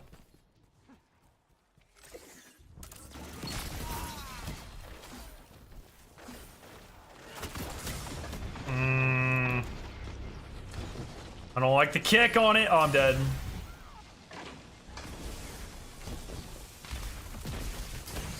Two down. Keep it up. Why does it kick so goddamn much, man? Holy.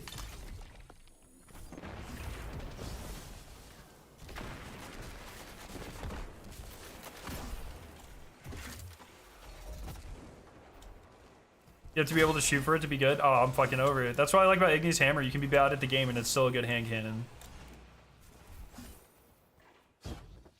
Nah, Igneous has like beautiful recoil pattern, man. Oh, I'm dead. God damn it.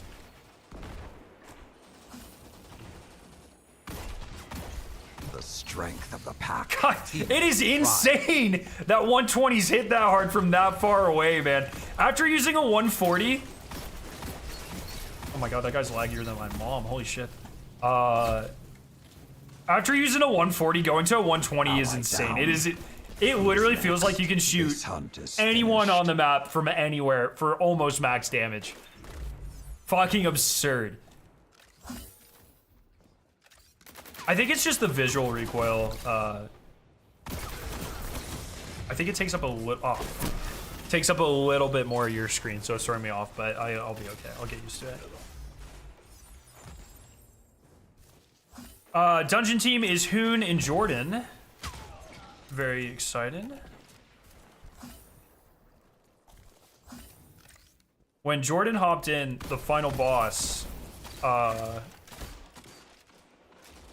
Vespers, we almost first tried it. Fucking so funny. Yeah, okay.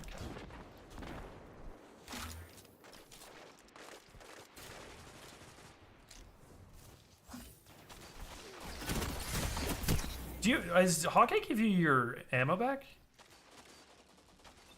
Oh, I'm sliding! I was like, why the fuck am I always at max ammo? I totally forgot I was sliding.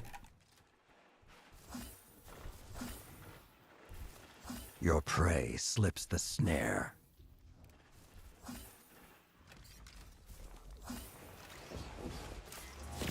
Just the start. Enemies on. God, I wish it didn't make that noise every fucking time you slid. I just now noticed that. Oh, that. Sound tactics so far.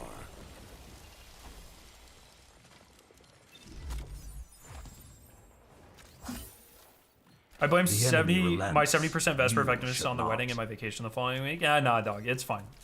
No one. The enemy hungers. No one expect. Oh, do I not have even enhanced perks on this? Oh, I did. Okay. No one expected that to be as hard as it was, man. Like, I'm not even. I didn't take it seriously. Like, fucking no one took it seriously. You know what I mean?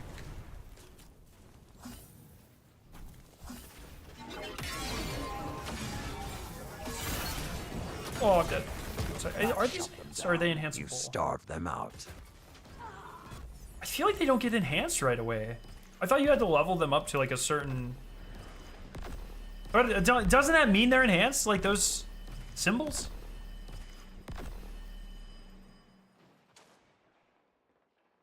No, no, they're not enhanced. So that means enhanceable. There we go. Okay, okay. Sorry. I should know that. Once again, I've been playing the least amount of Destiny I think I've ever played. Okay? So, like, you gotta bear with me for this stuff. I have Balatro Brain Rot. I have Balatro Brain Rot, okay? I'm working through it. I can catch up. I am capable of this. You just have to fucking give me a couple seconds.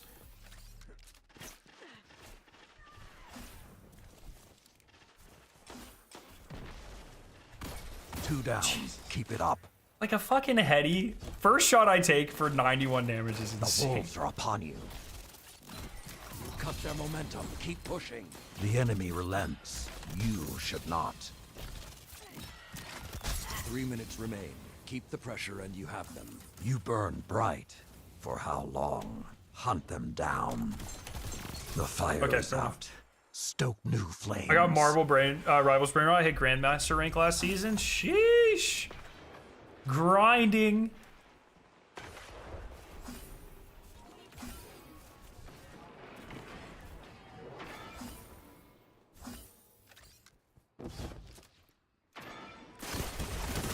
I'm so good at the game.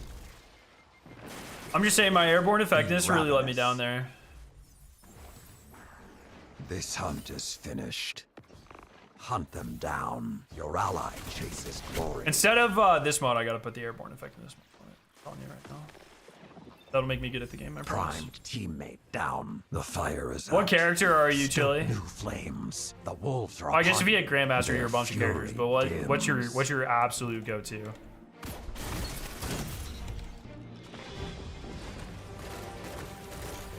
Undeniable. Doctor Strange. Okay, okay. A leader's Please tell strength me I got the- reflects that of their followers. Iron Banner Memento! Ah! Let's go! That's what I wish I could do.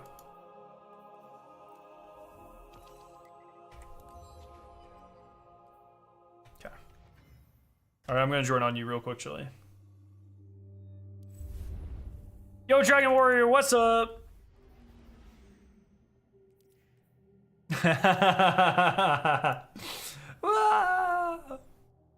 Pathfinder a good XP farm? I would say most efficient is, I've heard Gambit Pathfinder. Also, I think like just farming bounties, like moon bounties used to be one of the fastest. I'm sure it still is. Gunsmith bounties at Shirochi used to be one of the fastest. I'm sure it still is, etc. Yo, garbage, dude.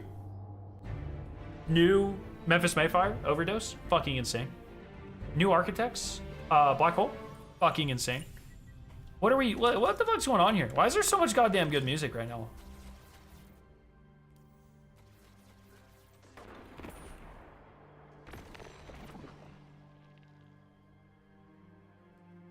Mayhem Pathfinders were really good, but Mayhem's not in the game right now.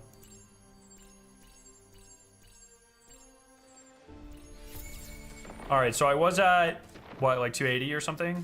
Nope. Yeah. Was it something? But now I'm at 11,100.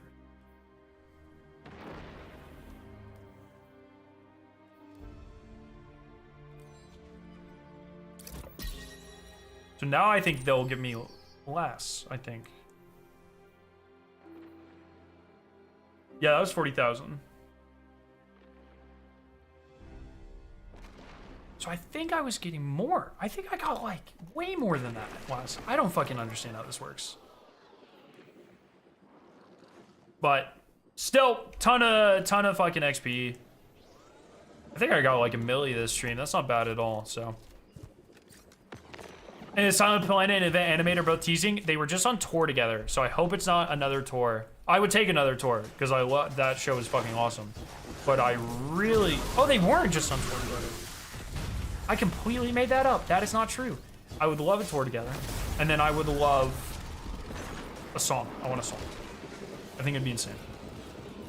Anyways, my friends, that's what I'm going to call it for today. Maybe more XP grinding. Maybe a music key stream on Saturday. Start working on this idea in my head. We'll see what's going on there. See if we can get some Skorgan stuff going. And then, oh, yeah. All right, everyone. Have a great night. I love your faces. I'll see you very soon, my friends. Have a great one. See ya.